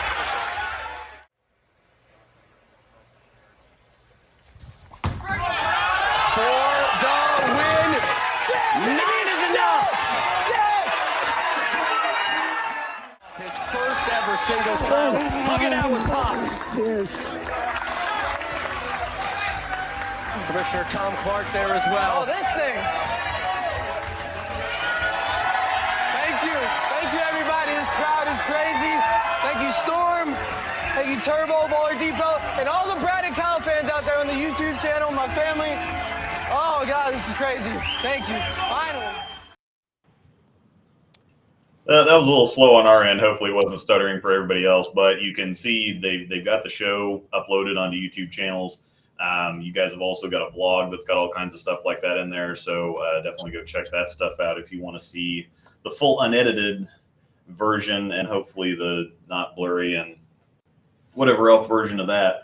But the shot in the 8th frame that you threw, you'd been pretty smooth and silky up to that point, and you left a couple of flat 10s, and it looks like you gave that extra, gave it a little bit of extra in the 8th frame, and that's one of those adjustments that's kind of not necessarily a traditional adjustment that a lot of people think, oh yeah, I'm going to move left or I'm going to move right, but that was the one for me that said, oh, you got on that one, and then you followed it up in the 9th frame to put some pressure on Christian. Yeah, I actually kind of learned from my last cheetah show a little bit. When I was throwing urethane, sometimes on the shows, especially with urethane, sometimes I can actually be like soft with it and get it to do what I want. And I was staying pretty soft on that show because I moved right and I thought I needed to be softer with it. And I left a couple 10 pins. Well, the first time I made the cheetah show, I was being soft with it. In the last game, I left a lot of 10 pins and I thought I could just be softer, and I still couldn't get the 10 out. And then in the 10th frame, I was like, all right, let's just rip the holes out of it. And the match was over, and I go pack. And I go, God dang it, Kyle, like, dude. So I just made the wrong thing. So fast forward to the next time I make it, I was thinking to myself, I was trying to be soft because I moved right. And I'm like, no, I am not flat 10ing on this shot. I will go through the face, 4-pin, whatever. I'm not doing that again. And I hit it more, and it worked. Yeah. So tell everybody a little bit about, too. Now, this is in the vlog that's up on your channel, but there's a whole bunch of stuff that happens after they turn the cameras off. I mean, you talk to, you see the win, you go grab the trophy, you talk to Kimberly, but then the cameras stop rolling, and you've got all kinds of stuff going on. Tom Clark gets up there and says something, and then you got photo sessions. I'm sure you got interviews. You got all kinds of stuff. Yeah. So tell everybody what some of the craziness is after you actually get done with the show. Yeah. Well, Tom Clark does an interview with us, address the fans, kind of do the whole trophy thing again. Then you got to pack your balls up. Like, I was packing my stuff up, and then people were wanting autographs. So, you got to pack your stuff up and bring your balls out just like everybody else, except there's all these people that want your attention. And then, yeah, it was pretty cool. There was I probably signed about 50 or 60 autographs right after, just massive line. So you're doing that. So that was 45 minutes probably, somewhere around there. And then it's 10:30. People were drinking. I think I had a beer, went to another place, and then I was tired because that adrenaline just crushes. And I went home. Yeah. Yeah, it was a lot. It's a lot afterwards, but it's fun. I mean, it's kind of the process. It's pretty cool. Well, I think you should have probably had Brad take your stuff out. I think that should have been his job. You win a tournament. That should have been part of his punishment. He would have had to put his beer down. He wasn't doing that. My man was so happy. All right. Well, speaking of food and drink, we're going to let you go here in just a second, Kyle. Just take a minute or two here real quick on your way out to thank some sponsors and anybody else. And, of course, I missed somebody else that you hugged there during the show. Talk to them about what they all mean to you. Oh, yeah. Obviously, Storm, main ball sponsor. The switch worked, I would say. The resources that Storm provides us is just the best, in my opinion. So I got to thank them. Turbo, anything I knew with them and the people there, they're so great. And then Bowler Depot, Al. It's actually pretty cool. Chris Ketzlow works for Al. So technically, Al with Bowler Depot got 2 people on the show. That's what I count it as. So it's cool. He kind of wanted to sponsor us when no one else would, and pretty loyal to him, and that ever since. And then, God, there's a bunch of people in my bowling career, but I gotta thank my parents mom and dad. I got dad. Dad taught me how to bowl, and then I got mom's attitude. That's what they always say. So, they did everything. So thanks for them for just making me have to stay in a bowling alley 4 nights a week. Well, as you know, with our tournaments, there's good guys, and then there's some not so good guys that bowl our stuff, and you are one of the good guys, and you've always been nice with your words with what we do, and we appreciate that, Kyle. You got fellow animal pattern champion waiting in the wings in the queue. Keven Williams is up next. You got any words of wisdom for Keven? Words of wisdom? No, man. Do you want to rap something? Oh no. I ended that. Me and Kevin actually did have a rap battle one time over Snapchat, and I think I won. So I don't know why. I actually don't pursue a rap career, but Kevin knows why. All right. Well, we'll ask Kevin about that match. And yeah, go ahead. Once again, we'll let you get back with Brad and Kyle. Once again from the Bowler Show, congratulations on the win.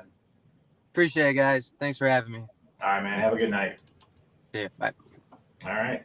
That was the Cheetah Champ, Kyle Sherman, and we're going to keep moving through the week. And we go ahead to Wednesday night. It's the Shark Pattern, and somebody else got their first win. So let's bring them on. He is the Shark Champion.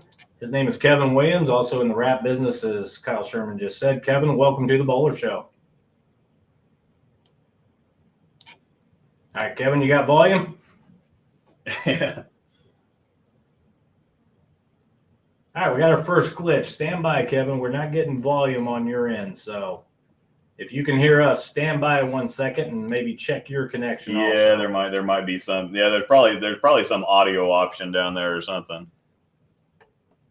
All right, we're missing some good stuff here. Unfortunately, Kevin's got a little issue with the volume, or we do, and Luke is going to work on that real hard. We definitely want to talk to him about Kyle's words about the rap challenge there.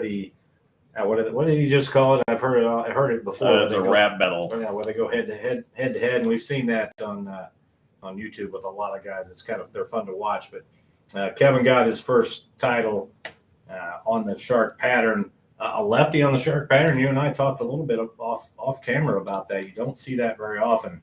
It's a specific pattern where you just don't see the lefties do very well. But Keven did very well. He came up clutch. And actually, I think probably the best thing to do at this moment might be to, I don't know, can he cut? Cut him off and send him a new link? All right, let's do that. Let's cut him off for now. And we'll back out here for a second. This harkens me back to the days of yesteryear when we had all kinds of problems all the time getting people together. This is really our first big glitch, but we will get it taken care of. We'll get our producer, Angel Rosedale, on top of that. Actually, while we got a moment, Luke, I'm going to talk a little bit about S&H Custom Homes. We are still working on the commercial. We're going to get the full commercial in next week. The business is actually owned by my sister, Christie, Hampshire. You check them out on Facebook, of course, at S&H Custom Homes. They build in the Northland here in Kansas City. Of course, obviously, you will want to be local. Silverbrook and Thousand Oaks, those are the subdivisions that she's currently building in. And you can see a lot of great pictures that they have on their Facebook page. So give her a call today at 816-215-8750 and let her make your dream home come true. Once again, that number is 816-215-8750. And Christie will be glad to work with you. They got a lot of great floor plans. So check it out, S&H Custom Homes on Facebook. There is no website, so you'll need to check it out on Facebook. And while we're still trying to get Keven in here, what else happened in the bowling week? Luke, I know you just went down to Southwest. I talked a little bit about my year last year. You and I really didn't get a chance to talk a whole lot, but what did you think about the conditions this year? Oh, I don't know. They're always. I'm still figuring out the. I'm still figuring out the conditions, or just the moves and stuff. I've been a lefty for a couple of years, but it's still getting stuff down, and then the angles, everything's so much different than the right side of the lane. And so I'm relearning a bunch of stuff, and I still have some of the old habits and old thought processes and stuff like that. Well, it's a different world down there. It's very high scoring, but if you're not doing some of the right things, then people are going to lap you. And we've seen some great scores down there already. Brent Bowers and crew at Southwest do a great job. That tournament runs for, I believe, 3 months, and top-notch service down there. I always want to talk about Brent whenever this comes up when we're talking about the tournament, because they just do things differently down there in Wichita at North Rock, and all the bowlers appreciate it. So looks like we got Keven queued up again here. We'll see if we got the 2.0 Keven. All right, Kevin, can you hear us? Yeah, he can hear us, but we Okay. can't hear him. So yeah, why don't you try taking it off? Try something else on that audio input and see what we got here. All right, we're on the fly right now. Yeah, Just rapping sign language. Yeah. We might have to. The AirPods might be causing problems. I don't know. No. Yeah, maybe. Yeah, hang on here. I'll take you back out and we'll figure this out. So. All right. Well, I'll keep talking here while Luke is still working with Kevin. As we said, we're still looking for some chat questions in there. We still haven't given away the 5 free games from Summit Lanes here in Lee Summit, Missouri. Give them a call at 816-524-3322. Ask for my best friend, Brian Strickland. He will set you up. They've got all kinds of pizza pens and pop parties and you name it. They've got some great things going on out there. And they also are gracious with allowing us to run tournaments here in town. And that's not always the case. There are some places where, unfortunately, they do not welcome tournaments. So another place that they do welcome tournaments is down where Kevin is right now. And Luke mentioned them earlier, the Greater Ozarks Open at Enterprise Park Lanes and Sunshine. I almost forgot that, even though I've been there for 20 years. Kevin, I believe, might have been, was he inside Enterprise Park there, or did I see that wrong? No. I think he's probably back at his house and hanging out. It's sometimes these settings are a little bit interesting, especially when you've got several devices going on. I use the same setup every single time, and every single time I hook this up, I have to go back in and reselect what I want to use for the audio output and the audio input. And sometimes things get a little wonky. So, all right, we're gonna keep trying to get. Yeah, we'll try. Yeah, we'll try it one more time. I'm gonna have.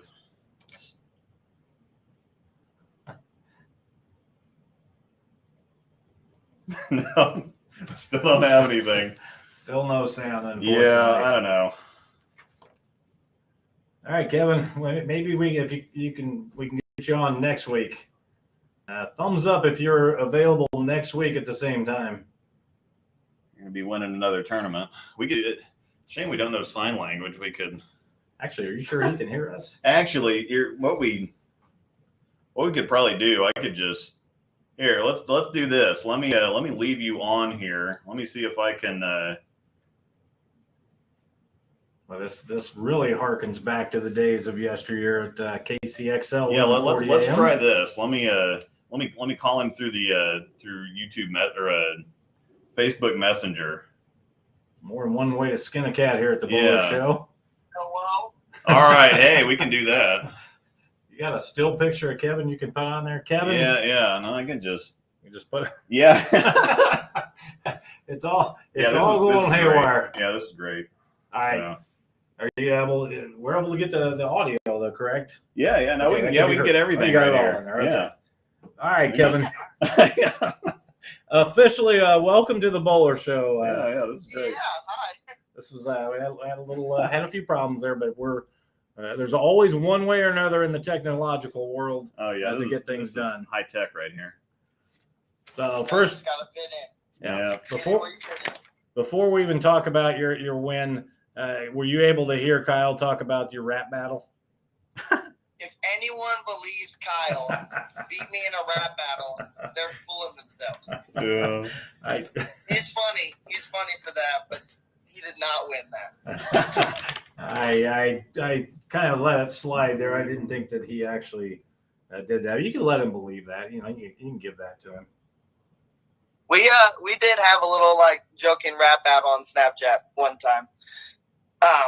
I mean, I guess no one will ever know who really won or not because only me and him heard it. So I say I won, he say he won. It's a draw. It's a draw.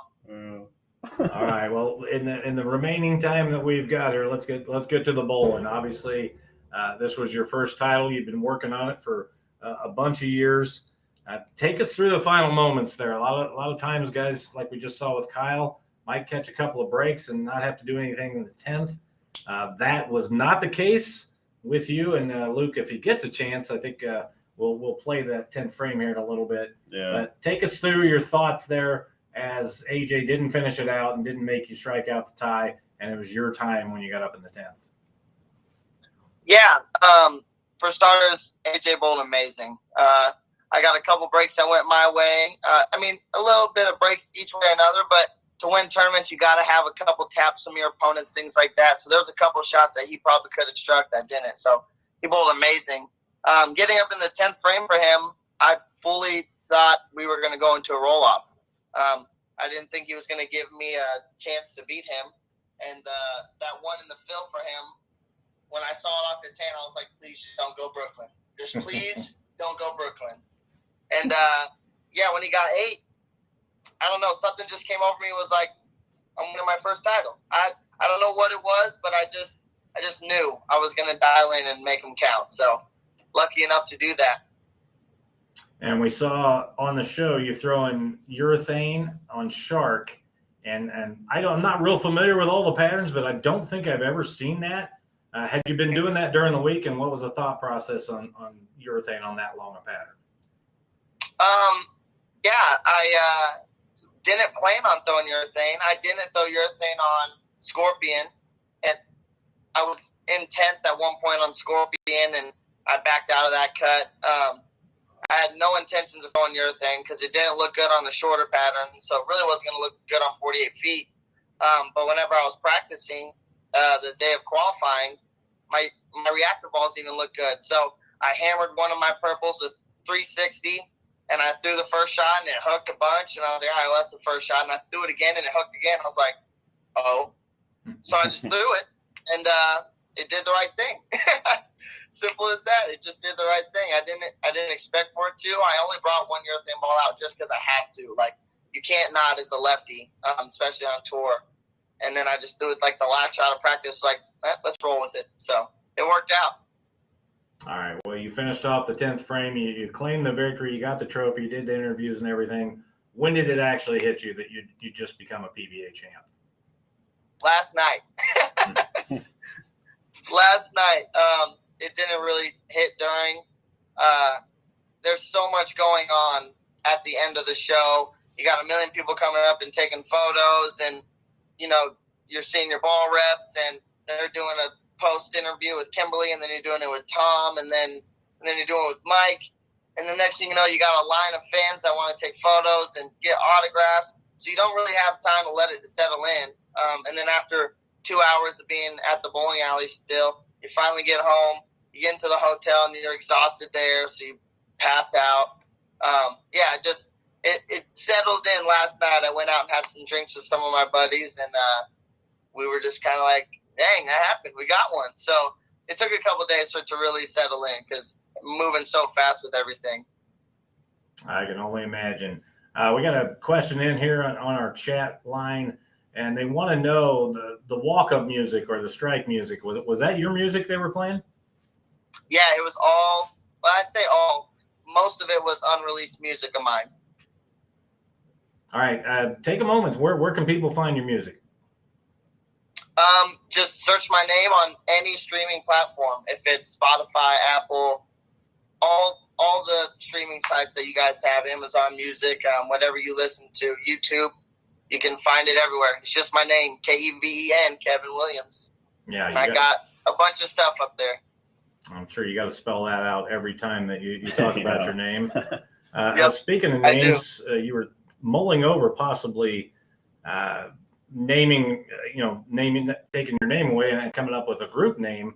And I'm still a little disappointed with you. I thought I had the perfect name in Rap 7. I hate to bring that up at this point. That's great.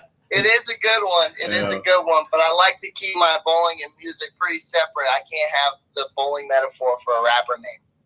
Yeah, I'll give you that. It still stings a little, but at least you bowled our tournaments, and usually our tournaments are on a medium to hard pattern a lot of times, unless it's doubles. We talked to Kyle a little bit. We've talked to some other guys who have bowled Kansas City tournaments. Tell us a little bit about how some of the smaller tournaments like ours prepare you for PBA Tour. You can practice as much as you want and work on your mechanics as much as you want, and that'll only get you so far because there's a difference between practice sharp and tournament sharp. So in the off season, when we're not on tour or when there's more downtime in the summer, bowling events like your guys' is what keep us sharp. It's what keeps our mental game sharp. Stay on top of our equipment.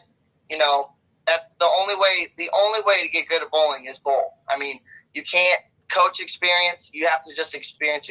I mean, that sounds obvious, but anytime people ask me how do you get to the next level, I tell them go out there and lose. There's no better teacher than bad bowling. Going out there and losing to people that do it for a living. It's just the best teacher. It's the best way to get better. You look at the tour. There's not many guys in the history of the PBA that have ever just gone out there and just made a bunch of money immediately. It takes a couple years to get your feet wet and understand the game out there. So it's all levels to it, to where you can start at the Tour KCs and ASBTs and the smaller events, and you work your way up. So that's how I stay sharp whenever we're in the off season. All right. Yeah, I put together some of the clips of your 10th frame here from that championship match, and it just seems like the perfect way for you to do it. Is everybody dreams about stepping up in the 10th frame, striking out to win your first title. So I'm going to play that, and then we'll talk about it. Must strike.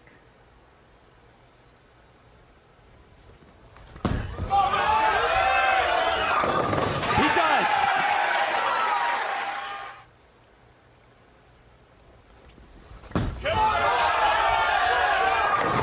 Oh yeah, late kick of the 7.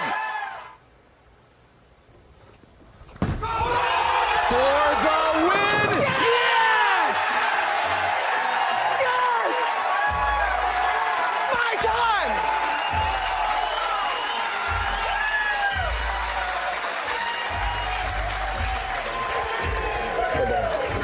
Yes! I needed this. Columbia 300, Gator Ozarks Open. Everybody that supported me, my geese at home, we got one, baby. We got one. All right, so I know that you announced that you experienced that in real time in a reasonable frame rate, rather than what happened there. The show's up on YouTube for those of you that didn't see the show live. You can go find it, the 2022 Shark Championship, to go watch. But just take us through that 10th frame again, because AJ, I think he left an 8 count on his last ball or something, and you get up there, you need 2 strikes and 9. You bury the first 2. Just walk us through the 10th frame.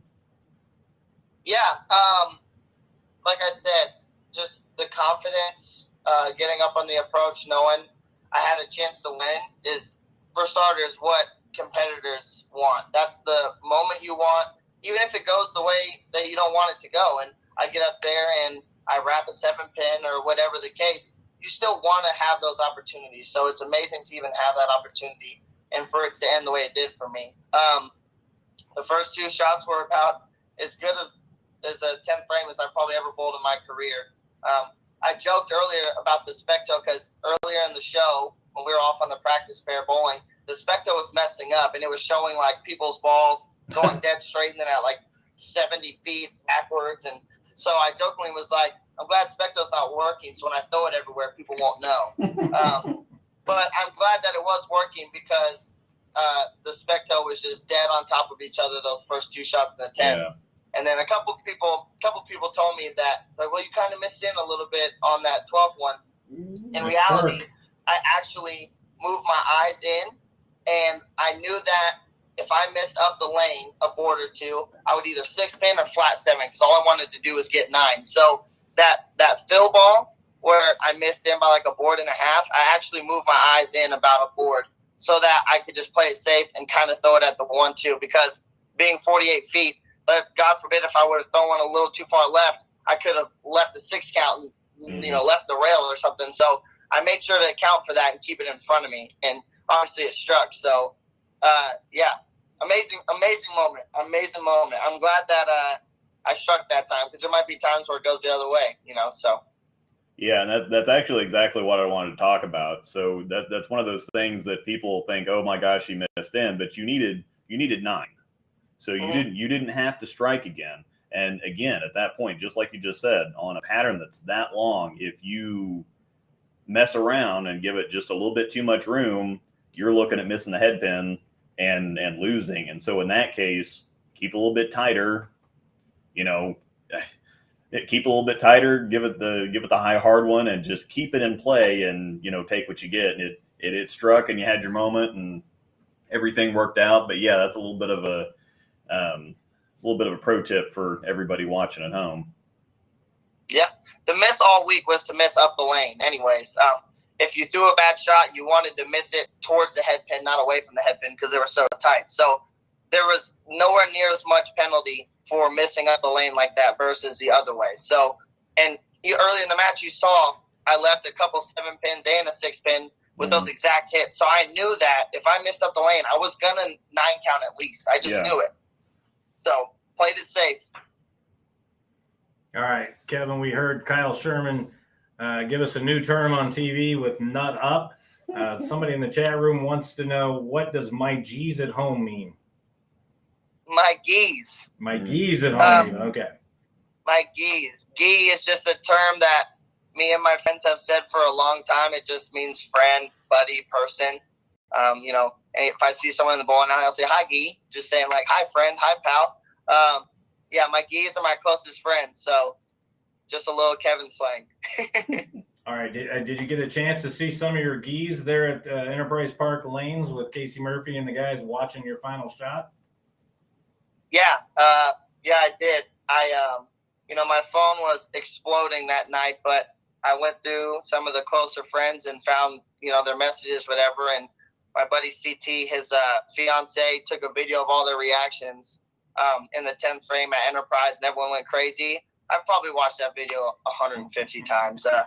That's everything to me. Seeing like the support cast at home and being pumped and, being there in spirits with me, because when I called them, I didn't have anyone really at the show. I had Packy Hanrahan. He was there and his parents were there, but it was too late a notice to have anyone fly out. So I got a hold of my best friend Juwan. I told him, get a hold of everybody, go have a watch party somewhere. Like, I want you guys to share this moment with me, even though you're not in Milwaukee. So that's what it was all about. It was amazing to see. So I finally came back home and had a couple days to see them all and have a couple drinks and talk about it. Well, that's good. I want to give a shout out to Packy too for getting in contact with you so we could get you on the show. Obviously, I'm not in the elite group of your closest friends, so you buzzed right through my text. But next time we'll know better.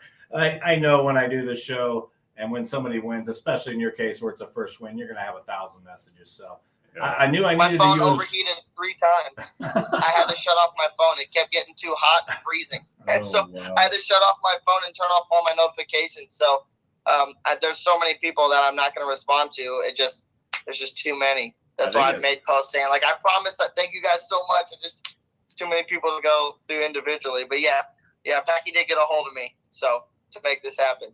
Must have shorted out your microphone on your phone too, or something. All right, Kevin, before we let you go, just take a moment and thank sponsors, friends, coaches, anybody that's helped you get to this point to get your first win. Yeah, Columbia 300, obviously, is the bowling brand.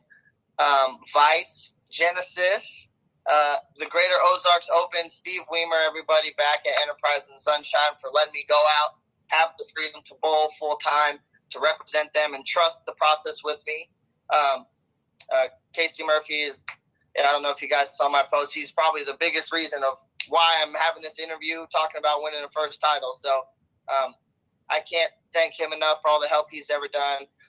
The housemates with Packy and Kyle and Brad and all those guys just being good friends. We always look out for each other. So many people to thank. Obviously, the list could go on forever. But in the bowling world, those are the main ones. So I appreciate all those people. So let me do what I'm doing. All right. Well, we will let you get back at whatever you're doing tonight. We appreciate you hanging through the technical glitches. This will be our first interview we've ever done in this way, and this will be a memorable one. But you got a good view of our rafters and the camera down here for 20 minutes. So. Memorable week for you, Kevin. Once again, thanks for coming on the show. Congrats once again from everybody at Kansas City Tournaments, of course, from Luke and I here at the Bowler Show. I appreciate it, guys. Thanks for having me. All right, man. Have a good one. You too. All right, Luke, how's the old right arm feeling after holding the phone there for 17 minutes or whatever that was? Oh, it's not too bad. I think Belma was exaggerating. Well, you and I. You kind of get used to this, though. All right. Well, that was a first here for the Bowler Show. We may have done that once or twice in my radio days where we ended up just getting them on the phone and putting it in front of the microphone. Yeah. That may have been done. That is definitely a first for the Bowler Show, and overall, just the software and everything that's gone on has been great. But just one of those things that's going to happen in the technological world. We worked through it. We got Kevin on, and that's the main thing. And that's speaking of a wrap, 7. That's about a wrap for this show. Anything interesting in the chat there, Luke? You want to take a peek through there, see if there's any good questions, and I will talk about the reasons we're on the show. Our title sponsor, of course, Storm Bowling. We also want to thank S&H Custom Homes, BobbyJacksons.com, Double J's Pro Shop, SRBB, SRG BBFS. Yeah. We'll let you do that one each and every week. Yeah. I Am Bowling, Cool Whip, Turbo Grips, and everybody else who's supporters of the show. I forgot the guy's name who donated. We appreciate Clint Harris. Clint Harris, that's right. And then Bowler's Mart too. Bowler's Mart's been pretty good to me. So Cliff Barnes, correct? Yep. Great guys in the bowling world. So we want to thank everybody for what they do in the bowling world and for getting us on the air here. Luke, anything in the chat there that anything worth bringing up? Yeah, I've got a few pinned questions here that we didn't get from earlier that we didn't get Let's to. take a little time. Let's get to them. Yeah, because these are some pretty good ones. With Keven Williams and Sherman winning their first titles, who do you think will win for the first time next? Maybe Brad, Michael Tang? The obvious one is Brad. We've got to go with Brad. I'm going to go with Brad in that instance. Obviously, with Kyle winning, maybe that'll spur Brad on his first win. So I'm officially going down as Brad. Yeah, I think I'd have to say the same thing because he did make the Players Show, and he keeps getting in the cuts. Like for the Lubbock Open that they ran yesterday and today, he was within the cut. They were both got to bonus bowling, and he's had a lot of bonus bowling.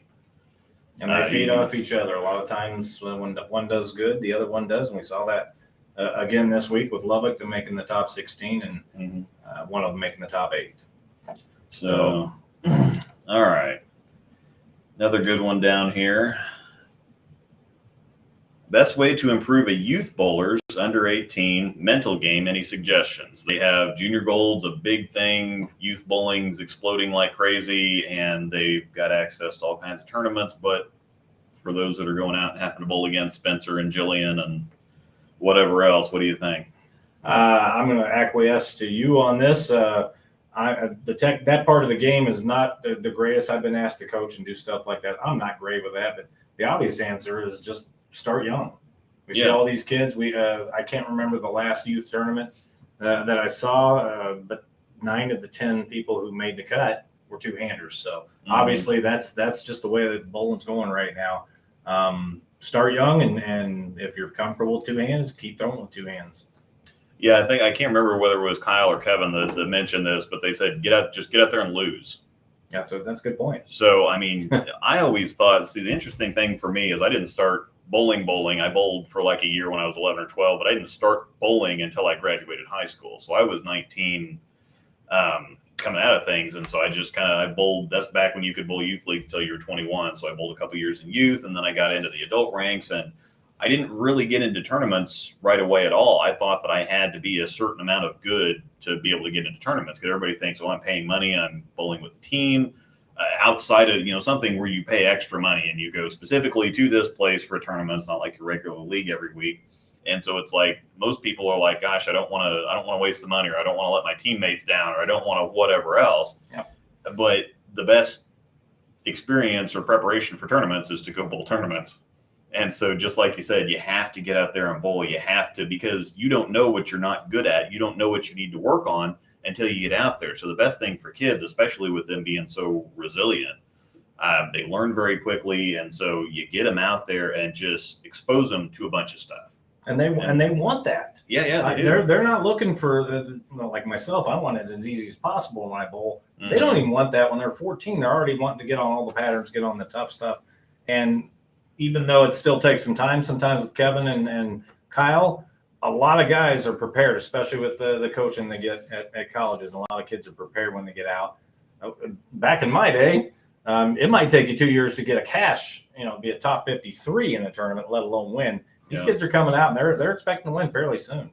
Yeah, and especially with somebody like Spencer Robarge and Jillian Martin, they've had so many tournaments. It used to be that you didn't get that experience until you got out there. Now they have so much stuff. They got that, and then they got collegiate bowling, and they got whatever else. So they're pretty seasoned by the time they get there. Yeah. Like Kevin said, you still got to adjust. You're not just going to walk out there and mow the field over. There's still some, as you go up the ranks, there's still a bunch of things you got to figure out. But yeah, just get them out there. And I think another thing is let them process some stuff on their own. There's a lot of parents out there that are, helicopter parents, and especially now it's gotten worse and worse and worse to the point that, they're analyzing every shot and telling, oh, you did this or you did that or whatever else. Sometimes you have to let them process it and just get it through it. I know Carolyn Doran Ballard's talked about that a lot with Alyssa. She's like, I just can't talk to her while she's bowling. So because of Carolyn's personality, number one, she's just got to back off a little bit and let, have the teachable moments, but then sometimes you got to back off and let them process things and figure things out so that they're not always turning around and looking back at you for approval or disapproval or this or that. All right. What's next up on the chat line? Let me see. I do have an update about this, so I'll go ahead and pop this up. What do you think Storm's doing? What do you think about what Storm is doing about the Spectre? This is actually a USBC rule that if something like this happens, where a ball is approved and then disapproved after the fact, they do have to take care of everybody. But that being said, I think every company would do the same thing. I mean, if you have an issue like this, you got to replace the ball. They'll have the consumer portal open tomorrow, I believe, so that you can get on there and they have 7 different balls that you can choose from to replace it, because it is kind of a medium. I would assume it'd be like Wolverine, High Road, stuff like that, because it's kind of a middle line ball. You're not going to, I'm pretty sure that they're not going to offer a Gem or a Nova or something like that for a replacement. So we'll wait until tomorrow to see what that is, but they're going to send emails out. And so they're doing what they can right now. They still think, and actually Ron Hicklin from Creating the Difference did hardness tests on them too, and he did a case of them. They all passed. Everybody I've been talking to, and the people at Storm have even said that in their press release too. It's like, well, we don't know what the problem is, because all of our testing, and that they have to stay on top of it, because if this would have happened to something like the Zen, that's millions of dollars to replace all of those. And so that they have to be on top of their QC just so something like this doesn't happen. So how crushed are you personally? I know you love that ball. Yeah, I liked it quite a bit, and it's going to be difficult to find a replacement because it is kind of a unique combination. The Wolverine has got a very similar core, but the cover's weaker, and so it doesn't quite read the lane the same way. You can get them. There's a couple out there. My High Road is somewhat similar, but it wants to go a little bit longer. So as far as getting, I'm going to be a little bit pickier with getting a direct replacement, but something like a High Road or a Wolverine is going to get you in that zone. It's going to get you really close. All right, I believe you got one more. Is that correct? Yeah, we'll take a look at this one. This one this is a little bit more technical question here. But what makes the biggest difference in lane play on both sides? The age and lane surface, or the pattern? And I would say thank you, Kansas City, for teaching me all about lane surface, because we have a whole bunch of different surfaces. We've got some places that are relatively new. We've got some places like Summit that are, that's 25-year-old HPL. And soon to be 0-year. Yeah. They're going to be replacing those. Soon to be new. And that's going to be a fun experience for all the righties that say the left side's walled. When you don't have the track friction, and especially the older lanes are a whole lot more interesting to go from the right side to the left side, because the left side is at Summit is pretty okay. It's in pretty decent shape, and I have done better there on the left side, despite my challenges still, versus the right side. And I don't know how old the lanes are in Belton, but the right side is definitely better than the left side in Belton. Really, no matter what you're bowling on, there might be a couple exceptions, but I think that especially for like the pros when they're in the same building for like the World Series of Bowling or whatever. I know that when they were at Thunder Bowl a couple years ago and they went to that, they bowl qualifying in one part of it, and then they went to that bay for all the the finals matches. And Belmo threw a high road pearl the whole time because there's just so much more friction in that other bay. And so I think regardless of the pattern, the houses, I seem to use the same stuff at the houses in Kansas City, no matter what we're bowling on. Right. I remember my first kind of awakening, I guess. Mark Henniger helped me out at Summit one time. I bowled the first couple games, and I think we were on like Carmen Salvino or something. So it's like 44 feet, and it's 26, 27 mils. So it's kind of longer, kind of heavier. And so I'm thinking the physics was out at this point. And so I'm thinking, okay, I'm going to use the physics and whatever else. And I think I shot like 190 the first 2 games of a 6-gamer. I'm like, okay, well, I'm out of it and whatever else. And he had just gotten off, and he came over and watched a little bit. He's like, no, you got to this. He's like, the surface. You got to pay attention to the surface. You got a high road or something. I'm like, I'm not throwing a high road on this pattern. That doesn't, that doesn't compute. But I went and got the high road out and ended up cashing in that tournament. So